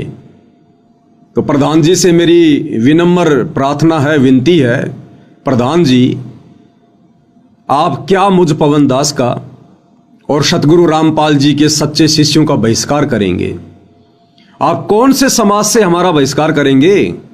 जिस समाज का हमने बरसों पहले से खुद ही बहिष्कार कर रखा है, जिस समाज की गलत परंपराओं का, कुरीतियों का, रीति रिवाजों का, आडंबर और पाखंडों का सतगुरु रामपाल जी के प्रत्येक भगत ने, जो उनके ज्ञान को समझ चुका है, उन्होंने बहिष्कार कर रखा है। फिर भला आप हमारा कौन सा बहिष्कार करेंगे? आप क्या बहिष्कार कर सकते हैं कि समाज से हुक्का पानी बंद कर देंगे? अरे हमने तो जिस दिन उपदेश लिया उसी दिन हुक्के फोड़ दिए। हमने वो ढेड कर्म, वो नीच कर्म उसी दिन त्याग दिया। बीड़ी सिगरेट पीना, हुक्का पीना, तंबाकू सेवन करना, मांस मदिरा का सेवन करना। तो आप समाज से क्या बहिष्कार करेंगे? हमने तो खुद ही इन चीजों का बहिष्कार कर रखा है। दूसरा, आप किस चीज का बहिष्कार करोगे? शादी विवाह में आना जाना, आप यहां से लोगों का बहिष्कार करते हैं कि जो व्यक्ति पंचायत की बात नहीं मानेगा, किसी भी शादी विवाह में आना जाना बंद, यानी समाज से उसका बहिष्कार किया जाता है। अरे जिस दिन सतगुरु रामपाल जी का भगत उनसे उपदेश ले लेता है, उसी दिन से वो इन फालतू की परंपराओं को त्याग देता है। शादी विवाह में आना जाना, शामिल होना उसी दिन से त्याग देता है। इन गंदी परंपराओं का बहिष्कार कर देता है, जिन परंपराओं ने समाज को कर्जे के नीचे दबा रखा है। उसी दिन से भात भरना, भात में जाना, भात में पाटड़े पर चढ़ना, पीलिया लेना या देना, इन सभी कुप्रथाओं का, कुपरंपराओं का सतगुरु रामपाल जी के भक्तों ने वर्षों से बहिष्कार कर रखा है। फिर भला आप अब क्या नया बहिष्कार करेंगे? ये होली मनाना, दिवाली मनाना, मकर संक्रांति मनाना, कोई भी त्योहार मनाना, ये सतगुरु रामपाल जी के भक्तों ने वर्षों पहले त्याग रखा है, बहिष्कार कर रखा है इन त्योहारों का, जो कि भक्ति में बाधक हैं। तो आप जी क्या बहिष्कार करेंगे, कहां से बहिष्कार करेंगे? आप सोच भी नहीं सकते समाज की उन प्रथाओं को, परंपराओं को, कुरीतियों को सतगुरु रामपाल जी के भक्तों ने वर्षों पहले त्याग रखा है, उनका बहिष्कार कर रखा है। बीड़ी, सिगरेट, गुटखा, हुक्का, बीड़ी, ये जितने भी दुर्व्यसन हैं, नशे हैं, सतगुरु रामपाल जी का भगत उपदेश लेते ही सबसे पहले इनका बहिष्कार करता है। तो प्रधान जी, समाज में फैली जिन जिन इन बुराइयों से, इन प्रथाओं से, आडंबरों से आप और आपका समाज भी दूर नहीं है। सतगुरु रामपाल जी का भगत नाम उपदेश लेते ही सर्वप्रथम उनका बहिष्कार कर देता है। तो हमने तो खुद ही समाज को बहिष्कृत कर रखा है, फिर भला समाज हमारा क्या बहिष्कार करेगा? कभी ध्यान से संत जी के प्रवचन सुनिए, सत्संग सुनिए, उनकी नियम और मर्यादाओं के विषय में जानिए। जब प्रथम बार कोई संत रामपाल जी से उपदेश लेता है तो 21 नियम है। आपने ज्ञान गंगा पुस्तक पढ़ी होगी, अगर इन लोगों ने आपको दी होगी तो, आश्रम वालों ने, उसमें 21 सूत्रीय नियम है। सबसे पहले सतगुरु रामपाल जी इन बुराइयों का बहिष्कार करवाते हैं जो समाज के लिए अभिशाप है, समाज के लिए जहर है। उसके बाद 4 महीने के उपरांत सतगुरु रामपाल जी दूसरा नाम सतनाम देते हैं। 21 नियमों के अलावा उसमें 34 नियम हैं। आप और आपका समाज तो उन नियम के विषय में जानता भी नहीं है, जिनका बहिष्कार सतगुरु रामपाल जी के भक्तों ने वर्षों पहले से कर रखा है। तो प्रधान जी, आप कहां कहां से हमारा बहिष्कार करेंगे? हमने तो पहले समाज का बहिष्कार कर रखा है। दूसरी बात, आप कह रहे हैं कि मानहानि का दावा ठोकेंगे। कहां ठोकोगे? कोर्ट में, न्यायालय में। अरे सरपंच जी, आप क्या बोल रहे हैं? लोग आपको सुन रहे हैं, लोग आपको देख रहे हैं। आपकी करनी और कथनी में रात दिन का अंतर हो रहा है। एक तरफ तो आप कहते हैं हम पंचायती हैं, खा पंचायत जिसका जिक्र BBC लंदन तक है, और जो न्याय हम कर देंगे वो कोई नहीं कर सकता, हम समाज से बहिष्कार भी कर सकते हैं। और दूसरी तरफ आप कह रहे हैं कि हम पवन दास के ऊपर मुकदमा ठोकेंगे। मुकदमा कहां ठोका जाएगा? कोर्ट में, न्यायालय में। फिर आपकी पंचायत क्या रह गई? फिर आप काहे के पंचायती? और क्या वजूद रह गया आपकी महम 24 खा पंचायत का? अरे पंचायतें तो अपना निर्णय स्वयं करती हैं, और आप कह रहे हो कि हम मुकदमा ठोकेंगे मानहानि का। तो आपकी पंचायत का फिर क्या वजूद रह गया जब आप पंचायतियों को भी पवन दास पर मुकदमा ठोकने के लिए कोर्ट में जाना पड़ रहा है? तो कौन सी न्याय प्रणाली बड़ी होगी? महम 24 खा पंचायत या फिर ये कोर्ट वाली पंचायत, जो उन पंचायतियों को भी कोर्ट में जाना पड़ रहा है? फिर आपकी पंचायत का क्या वजूद रह गया प्रधान जी? अरे पंचायतें तो अपनी परंपरा को बनाए रखते हैं, जो भी निर्णय होता है अपने स्तर पर करते हैं, कोर्ट का सहारा नहीं लेते। और यदि वर्तमान में कोर्ट का सहारा लेना पड़ रहा है तो छोड़ दो फिर अपनी झूठी पंचायतों को। केवल नाम रह गया, फॉर्मेलिटी रह गई। तो आप जी क्या कह रहे हैं और क्या करने जा रहे हैं, आप स्वयं अपनी करनी और कथनी के अंतर को देख सकते हैं। इसके बाद भाइयों और बहनों, खा पंचायत के एक दूसरे व्यक्ति जिनका नाम रामपाल राठी है, जो अपने आप को जनरल सेक्रेटरी बताते हैं खा पंचायत का, उनके भी विचार सुन लेते हैं। वो क्या कुछ कह रहे हैं मुझ पवन दास के वीडियो के ऊपर, उसके बाद उस पर भी स्पष्टीकरण देंगे। मैं रामपाल राठी 24 सर्व खा पंचायत का जनरल सेक्रेटरी, 2 दिन से विशेष वीडियो लोगों ने हमारे पास फोन भी किए, वीडियो भी दिखाई। को पवन दास नाम का व्यक्ति है महाराज जी की भी फोटो कैल से उठा लेता है और ये कहता है भाई ये हुक्का तो पंचायत का दादा लाई है, ये पियोगे। और हुक्का पीने वाले नीच होते हैं, ढेड होते हैं, घटिया होते हैं। इस प्रकार से जो उन्होंने बातें की हैं, ये 24 खाब जो है ऑल इंडिया क्या BBC लंदन तक इसकी चर्चाएं थी। लेकिन इस महान खाप जो 24 की आज देश में जिक्रा भी चलता है, उसी खाप के ऊपर टीका टिप्पणी करने से दूसरी खाप भी जो खापों के प्रधान आए हुए थे सम्मान समारोह, उनके भी फोन आए, भाई ये रामपाल के चेले इस तरह भड़काने लग रहे हैं, खापा की बेइज्जती करने लग रहे हैं, आपने क्यों सम्मान किया। हमने अपनी खापों को तो जवाब दे दिया कि भाई हमने हमारी 24 खाप में कोई गांव ऐसा नहीं था जहां पानी नहीं चढ़ा हुआ था, और किसान मजदूर की एक फसल मर जाना तो दूसरी फसल बुआई नहीं हो तो सारे साल की उसका गुजारा होना मुश्किल हो जाता था। इस वजह से हमने बहुत बड़ा शान माना महाराज जी का कि दूसरी फसल बो जाएगी या तो मरेगी, दूसरी फसल बोने में कोई बच्चा न पढ़ा लेगा, हरी बीमारी का इलाज करा लेगा, कोई बालक न ब्याह लेगा।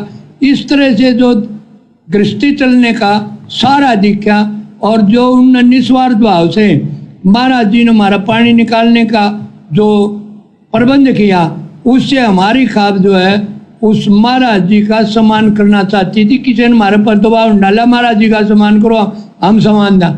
लेकिन जो 24 खाप की मान मर्यादा है कि भाई इस हाथ से ले ले उससे दे दे, उन्होंने बढ़िया हमारा गैल कर लिया। हम और क्या कर रहा है, अच्छी बात का तो प्रचार कर सका, महाराज जी का हमने सम्मान किया। और दूसरी खापी बुलाई, बड़ा अच्छा ढंग से सम्मान हुआ। लेकिन जो उस ने पवन कौन है, और ऐसा सुना गया भाई वो निकला हुआ भी है और ठग बताया गया है, भाई उसने हमारी पंचायत की मान मर्यादा पर ठेस पहुँचाई। पंचायत इससे काफ़ी दुखी होकर के आप लोगों को बुलाया है। जैसा कि हमारे प्रधान जी ने कहा, भाई हफ्ता में या तो माफ़ी मांग ले, ना मान आने का मुकदमा तो दायर किया जाएगा। इसलिए हम आपके माध्यम से उसको सचेत करना चाहते हैं कि भाई ये भी जो मीडिया के थ्रू जो बात पहुंच जाए उस पर, तो आगे वो माफ़ी मांग ले तो हमने कोई गणी नहीं। पंचायत तो न्याय की माफ़ी की है, पंचायत ने कोई फांसी तोड़ने का नहीं। भाई वो आगे माफ़ी मांग ले, अपनी गलती का एहसास कर ले, भाई मैंने गलती करी, और खाप की मान मर्यादा को मैं उसी प्रकार से सलाम करता हूँ, तो हमने कोई एतराज़ नहीं। रामपाल राठी जी, हुक्का पीने वालों की काहे की गरिमा और काहे की मान मर्यादा। सतगुरु रामपाल जी ने तो धज्जियां उड़ा रखी हुक्का पीने वालों की। अभी आपने वीडियो देख लिया होगा, उन्होंने खुद हुक्का पीने वालों को ढेड आदमी की संज्ञा दी है, नीच आदमी की संज्ञा दी है, काफिर का काफिर। तो बताइए काहे की मान मर्यादा, काहे की इज्जत, काहे की शोहरत। सतगुरु रामपाल जी के इतने विचार सुनकर, उनके सत्संग सुनकर जो आपको सुनाए गए हैं कि हुक्का कितना खतरनाक है मनुष्य शरीर के लिए, हुक्का कितना बड़ा बाधक है मोक्ष प्राप्ति के मार्ग में, अनमोल मनुष्य जीवन को कैसे हुक्का बर्बाद करता है, उसके बाद भी आप जी मान मर्यादा को लेकर बैठे हुए हैं। विचार करना होगा, विचार। रही बात माफी मांगने की, तो माफी मांगना कोई बड़ी बात नहीं है, लेकिन जबरदस्ती माफी मांगना भी परमात्मा का दोषी बनना है। जबरदस्ती माफी मांगना भी परमात्मा के विधान अनुसार दोषी बनना है। मैंने ऐसा कोई शब्द, ऐसा कोई भी कार्य नहीं किया है जो मुझे माफी मांगने पर विवश करे, मजबूर करे। मैंने जो भी शब्द प्रयोग किए हैं परमात्मा के भक्ति विधान अनुसार किए हैं, जो बिल्कुल सत्य है। हुक्का पीने वाला ढेड आदमी है तो है, हुक्का पीने वाला सुअर की योनि से आया है तो आया है। हुक्के पीने वाले को परमात्मा ने काफिर कहा तो मैंने भी कहा, उन्होंने ढेड कहा, नीच कहा तो मैंने भी कहा। मैंने वही कहा जो मुझे मेरे गुरुदेव ने बताया, समझाया, कहने के लिए खड़ा किया। तो बताइए फिर माफी किस बात की? ये माफी तो आप लोगों को मांगनी चाहिए, खाप पंचायत वालों को मांगनी चाहिए, जो ये ढेड़ कर्म कर रहे हैं, नीच कर्म कर रहे हैं।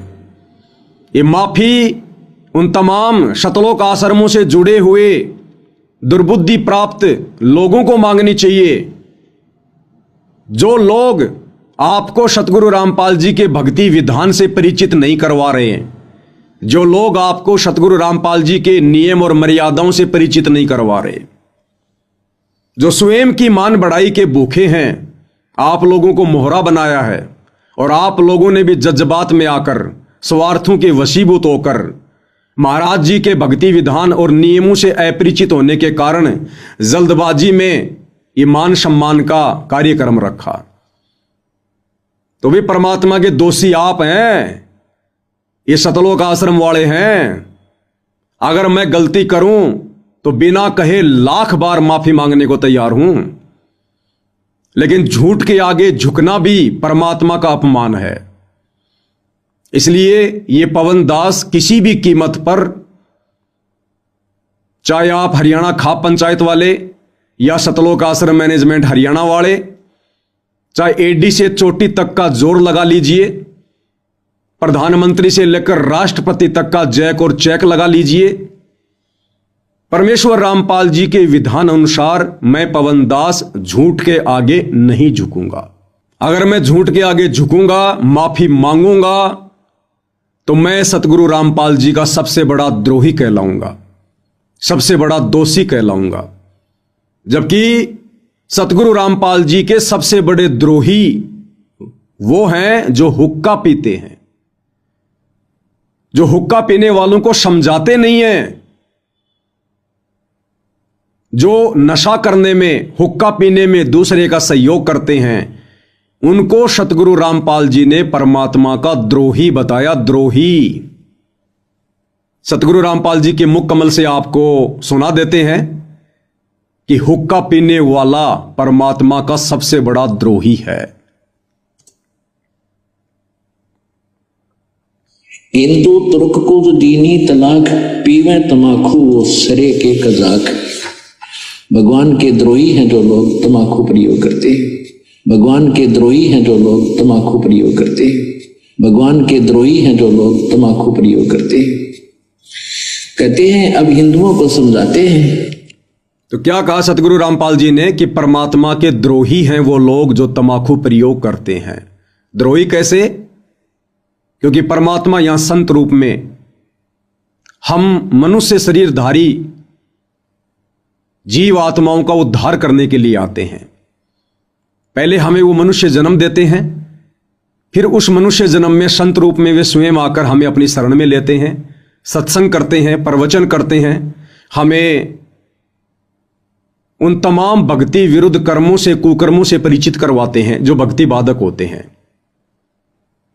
और उसके बावजूद भी जो व्यक्ति इन बुराइयों को नहीं त्यागता है तो वो परमात्मा का सबसे बड़ा द्रोही होता है, सबसे बड़ा दोषी होता है वो।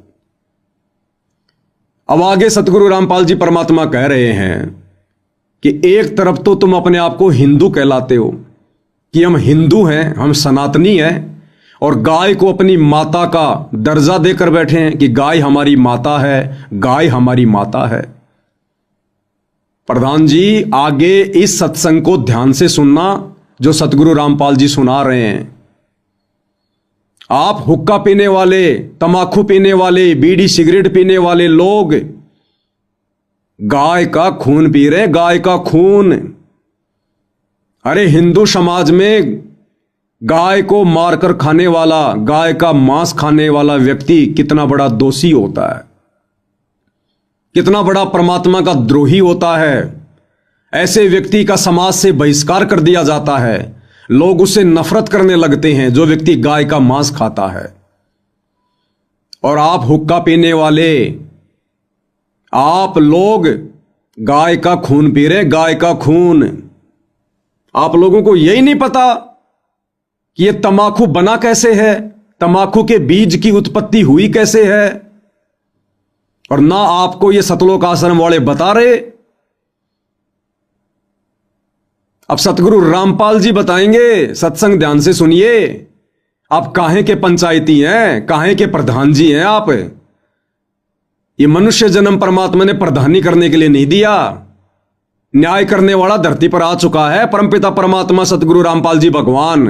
ये कर्मों के अनुसार न्याय होगा। अब जैसे ये प्रकृति आप लोगों के साथ में न्याय कर रही है, ये गांव में बाढ़ आई, फसल बर्बाद हो गई, ये प्रकृति न्याय कर रही है कर्मों का। अभी तो ना जाने कितने कर्म बाकी हैं जिनका प्रभाव आप लोगों पे पड़ेगा, देश दुनिया पर पड़ेगा, क्योंकि वर्तमान में सारी दुनिया युग परिवर्तन के दौर से गुजर रही है। 2028 निर्धारित समय है। हर प्रकार से प्रकृति तांडव मचाएगी। अभी तो ढंग से शुरुआत भी नहीं है। अतिवृष्टि, अनावृष्टि, ओलावृष्टि, सूखा, बाढ़, महामारियां, युद्ध, गृह युद्ध, अभी आपने देखा क्या है? अभी तो खाली एक बांध का पानी छोड़ा गया है जिसमें गांव के गांव डूब गए। जिस दिन वो बांध टूटेंगे उस दिन क्या होगा? वो मोटर और पाइप वो जमीन के नीचे धरे के धरे रह जाएंगे। ये आश्रम वाले कोई मदद नहीं कर पाएंगे, खुद की भी नहीं कर पाएंगे। उन कर्मों से आप लोगों को कौन बचाएगा? ये परमात्मा बचाएगा, सतगुरु रामपाल जी भगवान बचाएगा। और कब बचाएगा? जब आप उनके शरण में आओगे, हुक्के जैसे नीच कर्म को त्याग दोगे, हुक्के को फोड़ के घर से बाहर फेंक दोगे, उनकी शरण में आकर शत भक्ति करोगे। तो एक तरफ तो आप अपने आप को पंचायती कह रहे हैं, अपने आप को सनातनी कहते हैं, हिंदू कहते हैं, और रोजाना आप लोग तमाकू के माध्यम से गाय का खून पी रहे हैं, गाय का खून। सतगुरु रामपाल जी अपने ही पुराणों से दिखा रहे हैं, बता रहे हैं कि तमाकू की उत्पत्ति गाय के खून से हुई है, गाय के खून से।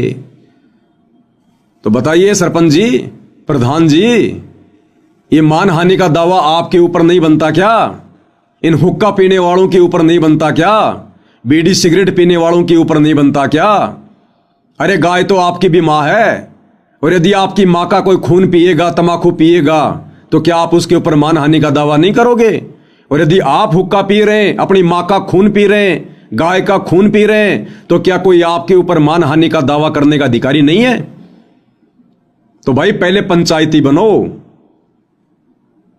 और उसके लिए सबसे पहले सतगुरु रामपाल जी के सत्संग सुनो, उनके प्रवचन सुनो। परमात्मा कहते हैं भक्ति बिना नर और खर एक है। भक्ति यानी ज्ञान। कौन सा ज्ञान? सच्चा ज्ञान, सत ज्ञान, तत्व ज्ञान, जो वर्तमान में केवल धरती पर सतगुरु रामपाल जी के पास है। ये बाकी आचार्य, शंकराचार्य, महर्षि, संत, मंडलेश्वर, इनके पास ज्ञान नहीं है, छींट भी नहीं है। सतगुरु रामपाल जी की शरण में आकर इनका ये तत्व ज्ञान समझे बिना खुद कबीर भगवान कह रहे हैं कि वो प्राणी और गधे में यानी खर में कोई अंतर नहीं है। तो जब तक भाई इस देश दुनिया का कोई भी व्यक्ति, जिसमें राजा भी आ गया, जिसमें प्रजा भी आ गई, जिसमें आप प्रधान जी भी आ गए, सब आ गए, जो व्यक्ति सतगुरु रामपाल जी से उपदेश लेकर सत भक्ति नहीं करता है, उसको सतगुरु रामपाल जी ने, कबीर भगवान ने गधे की श्रेणी में लिया। गधे की श्रेणी में। भक्ति बिना नर और खर एक हैं, जिन हरि पद नहीं जाण्या, पूर्ण ब्रह्म की परख नहीं रे, पूज मरे पाषाणा। इन पत्थर पूजने वालों को सतगुरु रामपाल जी ने गधे की श्रेणी में रखा है, जो मनुष्य जन्म प्राप्त करके भी सच्चे सतगुरु के सत ज्ञान से वंचित रहकर और अंत में 84 लाख योनियों में गधे की योनि ही प्राप्त करेंगे। तो ऐसा व्यक्ति मनुष्य जन्म प्राप्त करके भी गधे की ही श्रेणी में है, जो व्यक्ति शास्त्र अनुकूल सत भक्ति सच्चे सतगुरु की शरण में आकर नहीं करता है।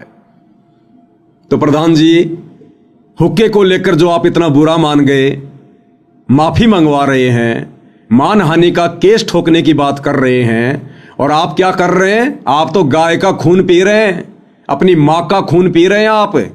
अब ये ढेड़ कर्म नहीं, नीच कर्म नहीं तो और क्या है? तो सतगुरु रामपाल जी परमेश्वर क्या कह रहे हैं, इस कथा को ध्यान से सुनिएगा। और यह कथा ध्यान से सुनने के बाद मुझ पवन दास पर मानहानि का दावा ठोकने से पहले इन सतलोक आश्रमों में जाकर, और जो जो गणमान्य व्यक्ति इन आश्रमों में बैठे हुए हैं, जिनके साथ बैठकर आपने ये प्रेस कॉन्फ्रेंस की है, अमन गोदारा, चांद राठी, इन लोगों से पूछिए कि भाई आप लोगों ने हमें ये बातें पहले क्यों नहीं बताई कि महाराज जी ने हुक्का पीना 1.5 आदमियों का काम बताया है। तो पवन दास ने तो वही बताया जो महाराज जी ने बताया। तो सवाल करो इन लोगों से कि आप लोगों ने हमें पहले क्यों नहीं बताया। महाराज जी का मान सम्मान करने से पहले हम अपने इन अपवित्र हाथों से उस पवित्र महापुरुष की प्रतिमा का सम्मान ही ना करते।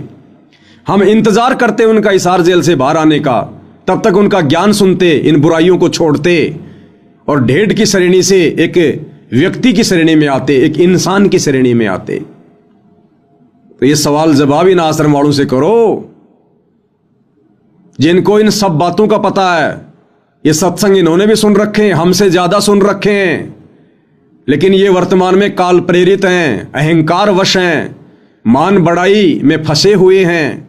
इनको मान सम्मान चाहिए, इनको चौधर चाहिए, इनको भक्ति और भगवान नहीं चाहिए। और ऐसे लोगों की कुसंगति आप करने लग गए। ये आपका दुर्भाग्य जो डायरेक्ट आपको ऐसे काल प्रेरित लोगों की कुसंगति मिल गई। अगर बचना है और बचाना है अपने परिवार को, मनुष्य जन्म को सफल करना है, तो सतगुरु रामपाल जी के कुछ महीने शांति से, धैर्यपूर्वक, निष्पक्ष भाव से सत्संग सुनिए। उसके बाद आपको पता चलेगा कि मान हानि का मुकदमा जो आप करने की सोच रहे हैं और पवन दास से माफी मंगवाने की सोच रहे हैं, ये माफी फिर सतगुरु रामपाल जी से आप लोगों ने मांगनी पड़ेगी। आप लोगों ने तो क्या कह रहे हैं सतगुरु रामपाल जी? हुक्का पीने वाले तो गाय का खून पी रहे हैं, गाय का खून। गऊ को माता की तुल्य मानते हो, बिल्कुल ठीक है। क्योंकि कहते हैं जिसका हम दूध पीते हैं उसने मां कहते हैं। तो गाय का दूध पीते, पहले गाय ही होती थी, भैंस तो देखने भी नहीं थी अपने क्षेत्र में। तो कहते हैं जब गाय का दूध पीते हो तो मां के समान होगी, बिल्कुल ठीक है। तो तमाकू कैसे बना? कहते खून नाम खून का और तमा नाम गाय। तमाकू की परिभाषा बता रहे हैं सतगुरु रामपाल जी। हर शब्द की एक परिभाषा होती है, एक मीनिंग होता है। तंबाकू, खू नाम खून का, ये फारसी के शब्द हैं। खू नाम खून का और तमा नाम गाय। तमाकू, तमा यानी गाय और खू नाम है खून का, यानी गाय का खून। गाय के खून से तंबाकू की उत्पत्ति हुई है। ध्यान से सुनिएगा, ये फारसी का शब्द है। खू माने खून का, तमा नाम गाय, सौगंध 100 बार इसको ना खाए। तो एक राजा का साडू भगत था, ऋषि। एक दिन उस राजा का जो लड़की ब्याह रखी थी, उसने अपनी बहन को निमंत्रण भेज दिया कि हमारे घर आओ भोजन पर। ऋषि की पत्नी ने अपने पति से कहा कि मेरी बहन का संदेशा आया है, उनके यहां भोजन करने चलना है। ऋषि बोला कि रहने दे भगवान, इन अपने तो ठाडा का भीतर ना बढ़िया करते। एक समय एक ऊंट मर गया और एक गिद्दड़ जो है उस ऊंट ने खाता खाता अच्छा थोथा कर लिया अंदर से, और जो बाहर से चाम था वो सूख गया और गिद्दड़ जो घना गया अंदर चला गया, वो बंद हो गया पाछे। तो चाम कति सूख के खड़ंग हो रहा था, वो पड़ गया कि तो घना खुद गया और गादड़ भीतर रुक गया ना लकड़ा मार चुकल की रोए। एक हफ्ते पाछे वर्षा होगी, वर्षा होने तक वो नरम हो गया, चाह वो गादड़ फिर मार के सिर निकला, कसूती स्पीड पे पकड़ गया। तो साथी बोले रहा कित गया था? मैं बोला गया कि था, एक अनुभव तो हो गया, बोला अपने तो बड्डे का भीतर नहीं बढ़े। तो यहां ऋषि ने बहुत समझाया पर उसकी पत्नी मानी को ना, अक्के हो गए तो जाया करें, इस आके जुल्म कर रहा है, नो सरों। तो बोला ले चलते, वो चले गए। अब राजा ने उसने 36 पकवान बना रखे, ये इधर उधर देख जरा बताओ भाई। अब ऋषि ने जिसा मन मार कर खाया वो वापस आ गए। अब उसकी पत्नी बोली कि हमने बुलाना चाहिए, ये नो नाते गल है। अब हफ्ते 10 दिन महीने पीछे ऋषि की पत्नी बोली हमने बुलाना चाहिए। उसका पति बोला तो ठीक है, ले करता हूं व्यवस्था। तो उसने, क्योंकि संत के भगत के पास कमाई होती है अपने भक्ति की, धर्म पुण्य की, तो उसने ऊपर स्वर्ग में अपनी सुरती लाई, टेलीफोन किया तो स्वर्ग से एक कामधेनु मंगा ली। कामधेनु गाय जो मनोकामना पूर्ण करती है।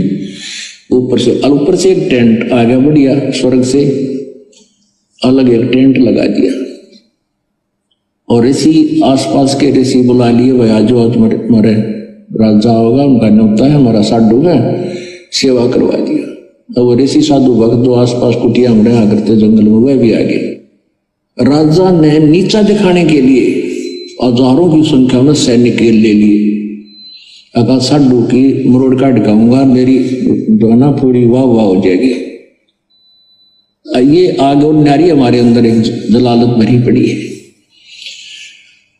तो राजा ने सैकड़ों हजारों सैनिक ले लिए और आप भी चल पड़ा।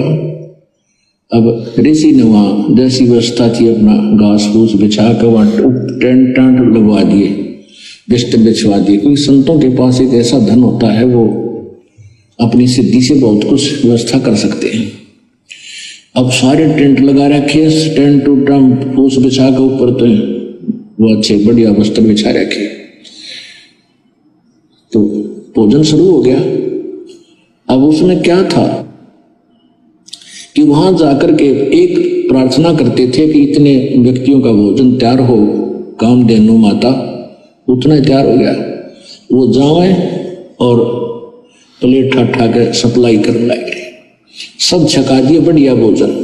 राजा ने सोचा भाई वो भिखारी आदमी घास फूस खानिया और इतने बढ़िया भोजन ये लाया कहां से? हर प्रकार के जैसे राजा ने पकवान बनाए थे उसी टाइप के आइटम, पर उनसे भी स्वादिष्ट। जब सब खाना वाना खा लिया, राजा ने पूछा वो कहां से लाए, ये भोजन कहां से बनवाया आपने? तो उसने कहा राजन, मैंने स्वर्ग से अपनी कमाई मत अपने पुण्य डिपॉजिट करवा के वहां से मंगाई है। एक कामधेनु है, इस कामधेनु गाय में इतनी वो है कि कितना ही भोजन करने गया पूरी सेना भी जमाई जा सकती है। मेरे पास कई लाख सेना, बोला जी सारी सेना पूरी पृथ्वी ने भी जमा ले, चाहे इसने खाना खिला दे। राजा बोला सैनिकों इस गाय को छीन लो। साधु की यारी इतनी हो है, सैनिकों इस गाय को छीन लो और चलो, ये कंगाल के करेगा अपने काम आवेगी, राजा के घर पे जरूरत है इसकी। तब ऋषि ने कहा कि हे माता आप स्वर्ग चली जाइए, मेरी काबू से बाहर बात हो गई है। तो ऐसे ही वो गौ जो है ना कामधेनु उस टेंट को चीरती हुई आकाश में उड़कर चल पड़ी। राजा ने तीर मारा, वह खुरमा लग गया और खुरमे से रक्त गिरता हुआ जहां जहां भी रक्त गिरा उस गाय का, वहां पर यह बीमारी पैदा होगी, तमाकू। अब क्या बताते हैं कि तुम एक तरफ तो हिंदू को आओ और फिर गाय के खून न पियो, तमाकू बना कर हुक्का में डाल के बीड़ी सिगरेट पी के। या तो तुमने ज्ञान नहीं या स्वाद पड़ गया। ज्ञान नहीं था तो अब समझ लीजिए, और ये इसे अड़ंगे का स्वाद अच्छा नहीं होता जो शरीर में नुकसान सारे खराब करे। तो क्या बताते हैं, खून नाम खूं का तमा नाम गाय, सौगंध 100 बार इसको ना खाए। कहते हैं 100 बार सौगंध, इसकी 100 बार प्रतिज्ञा करो, इसको खाना नहीं। तो हरियाणा मुहिम 24 खा पंचायतों के आदरणीय प्रधान जी, सरपंच जी, अभी आप जियों ने सतगुरु रामपाल जी के मुख कमल से सुना कि इस तमाकू जैसी बीमारी की उत्पत्ति कैसे हुई। गाय के खून से तमाकू बना है, गाय के खून से तमाकू का पौधा। जिस तमाकू को आप जी पंचों का प्याला कहते हैं, अपनी गरिमा समझते हैं, ये गाय के खून से बना है। तो एक तरफ तो आप अपने आप को हिंदू कहलाते हो कि हम हिंदू हैं, हम प्रधान हैं, हम सरपंच हैं, हम सनातनी हैं, हम न्याय करते हैं।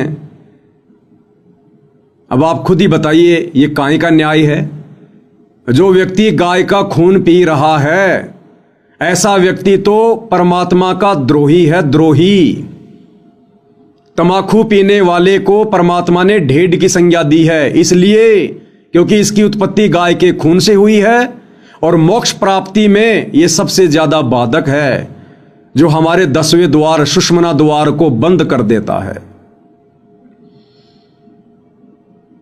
आप तमाम प्रधानों से, सरपंचों से, जिन जिन को मेरे द्वारा बनाए गए वीडियो से आपत्ति हुई है, आप सभी से विनती है, प्रार्थना है,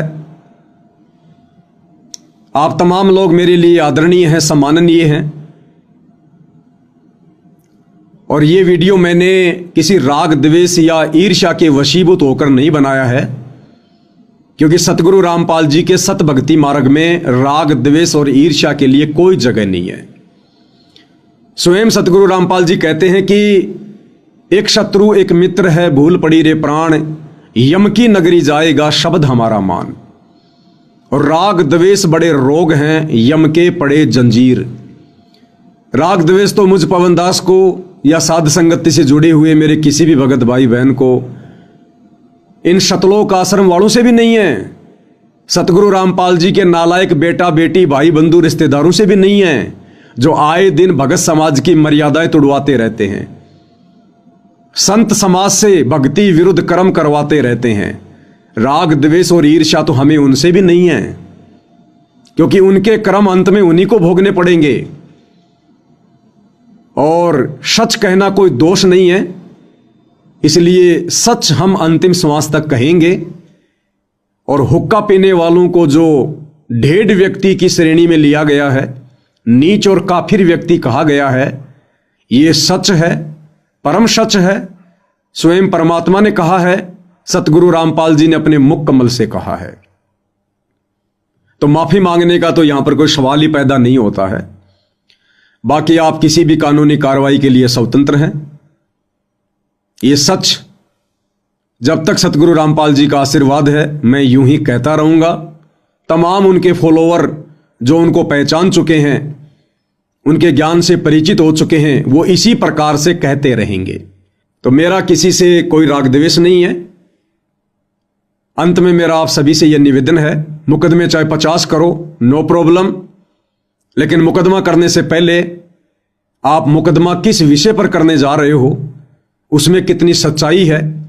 सतगुरु रामपाल जी के सत्संग सुनकर, कुछ एक सत्संग मैंने आपको सुना दिए हैं, ये तो केवल अंश मात्र जानकारी है। बाकी आप उनके यूट्यूब पर सत्संग सुनिए। नशे को लेकर, हुक्के को लेकर एक काफिर का अंग उनका सत्संग है, लगभग 1.5 घंटे का। आप यूट्यूब पर सर्च कीजिए, काफिर का अंग संत रामपाल जी महाराज। 1 घंटा 40 मिनट का सत्संग होगा। उसमें नशे के ऊपर, तमाकू के ऊपर, मांस खाने वाले के ऊपर, शराब पीने वाले के ऊपर उन्होंने विशेष तौर पर स्पष्टीकरण दिया है। उसके बाद आप जी कोई कदम उठाना, अन्यथा आज आप खाप पंचायत के प्रधान जो मुझ पवन दास के ऊपर मानहानि का बेबुनियादी मुकदमा ठोकने जा रहे हैं, मेरा तो इस मुकदमे से कुछ भी नहीं बिगड़ेगा, कुछ भी नहीं बिगड़ेगा। पिछले 9 वर्षों से ये सतलोक आश्रम वाले ना जाने मेरे ऊपर कितने मुकदमे करवा चुके हैं, मुझे जेल करवा चुके हैं, हर प्रकार से मेरे साथ मार पिटाई करवा चुके हैं। धमकियों की तो गिनती नहीं, गालियों की तो बौछार कर रखी है। 9 साल से जब ये मेरा कुछ नहीं बिगाड़ पाए, बाल बाका नहीं कर पाए, तो प्रधानों आप क्या कर पाओगे? फिर भी आपको लगता है कि हम कुछ कर सकते हैं, तो आप जी अवश्य कीजिए। लेकिन आज आप जो ये बेबुनियादी मुकदमा करने जा रहे हैं, सतलोक आश्रम वालों की कुसंगति में पड़कर, उनके एहसानों के तले दबे होने के कारण और अपनी झूठी मान मर्यादा और गरिमा को बचाए रखने के लिए, आने वाले दिनों में, आने वाले समय में इस झूठे मानहानि के मुकदमे के लिए आप सर्व उन तमाम खाप पंचायत के प्रधानों को, सरपंचों को, जो जो लोग इस मुकदमे में गवाह बनेंगे, इस मुकदमे को करने में सहयोगी बनेंगे, आप तमाम लोगों को सार्वजनिक तौर पर सतगुरु रामपाल जी से और मुझ पवन दास से माफी मांगनी पड़ेगी, आज नहीं तो कल, जब आप उनके भक्ति विधान से परिचित हो जाओगे। तो मुझ पवन दास की केवल इतनी विनती है, इतनी प्रार्थना है, परमेश्वर के विधान को, तंबाकू सेवन को लेकर, हुक्का पीने को लेकर आपके सामने मुझे रखना था। मैंने सतगुरु रामपाल जी के सत्संगों को आधार बनाकर आपके सामने रख दिया है। अब इसके बाद जो भी निर्णय है वो आपका है।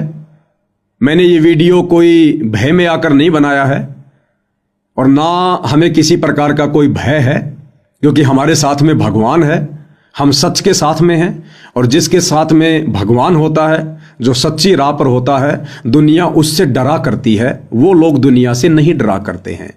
तो ये वीडियो मैंने एक बार जो पुनः बनाया है, ये आप लोगों को फिर से परमात्मा का दोही बनने से बचाने के लिए बनाया है। ये झूठा मानहानि का मुकदमा करके आप अपने और अधिक ये कर्म ना बिगाड़ो, ना फोड़ो। पहले से आप लोगों के इतने ये कर्म बिगड़े हुए हैं कि आप लोगों के ऊपर आपत्तियों पर आपत्ति आ रही है। ये गांव में बाढ़ आना, फसलें बर्बाद होना, इतना नुकसान होना, ये आपके कर्मों का परिणाम है। ऊपर से संत भक्तों के ऊपर झूठे मुकदमे, आप और अधिक अपने कर्म फोड़ोगे, कर्म बिगाड़ोगे, परिणाम तो फिर आने वाले समय में भुगतने पड़ेंगे। आज ये मेरा पहला वीडियो है। कल का वीडियो सतलोक आश्रम वालों के ऊपर होगा। वो सतलोक आश्रम वाले जो इस प्रेस कॉन्फ्रेंस में आप लोगों के साथ में बैठे हैं, जो आप लोगों को भड़का रहे हैं, आप लोगों को उकसा रहे हैं अपने धार्मिक धंधे के लिए कि पवन दास को जेल में करवा दिया जाएगा तो हमारा धार्मिक धंधा बढ़िया चलेगा, अच्छा चलेगा। संगत को कोई सच्चाई बताने वाले नहीं रहेंगे। जो जो व्यक्ति सच्चाई बताएं उनके ऊपर झूठे मुकदमे लगाकर जेल में डलवा दो। कितनी बार डलवाओगे, कितने मुकदमे लगवाओगे? हमें परमात्मा की शरण प्राप्त है, हमारे ऊपर परमात्मा का आशीर्वाद है। सच हम यूं ही कहेंगे, हमने झूठ बहुत कही, बेहिसाब की कही। कब तक? जब तक हमें सच का पता नहीं था, सच्चे सतगुरु की शरण प्राप्त नहीं थी। भाई अब तो हम झूठ को सामने लाने के लिए और सच को सर्व समाज के सामने रखने के लिए अपना सिर भी कटवाना अपना सबसे बड़ा सम्मान समझेंगे। फिर ये छोटे मोटे मुकदमे, भला इनकी तो बिसात ही क्या है, इनकी तो औकात ही क्या है। तो भाई और बहनों, आज के वीडियो में केवल मैं इतना ही कहना चाहूंगा। बाकी फिर अगला वीडियो इन सतलोक आश्रम वालों के ऊपर होगा। इन्होंने किस प्रकार से इन पंचायत वालों को सच्चाई से दूर रखा और किस प्रकार से ये लोग सच कहने से डर रहे हैं, इस विषय पर हम विशेष विश्लेषण उन सतलोक आश्रम वालों के इंटरव्यू को आधार बनाकर कि उन्होंने अपने मुख से क्या कुछ इस प्रेस कॉन्फ्रेंस में कहा है, आपके सामने रखेंगे, बताएंगे। तो आज के इस वीडियो में मुझ पवन दास की एक कोशिश थी, सतगुरु रामपाल जी के आशीर्वाद से, उनके ज्ञान आधार से आप तमाम हरियाणा खाप पंचायत के उन प्रधानों को, सरपंचों को जो अभी सतगुरु रामपाल जी के ज्ञान और उनकी शरण से दूर हैं, ये मेरा एक पहला प्रयास था। आगे भी मेरा ये प्रयास आप भक्ति से भटके हुए भाई बहनों को समझाने का जारी रहेगा। तो अगले वीडियो का इंतजार करें। आज के वीडियो में केवल इतना ही। परमेश्वर रामपाल जी का आशीर्वाद हम सभी के ऊपर इसी प्रकार से बना रहे। बंदी छोड़ सतगुरु रामपाल जी परमेश्वर जी की जय हो।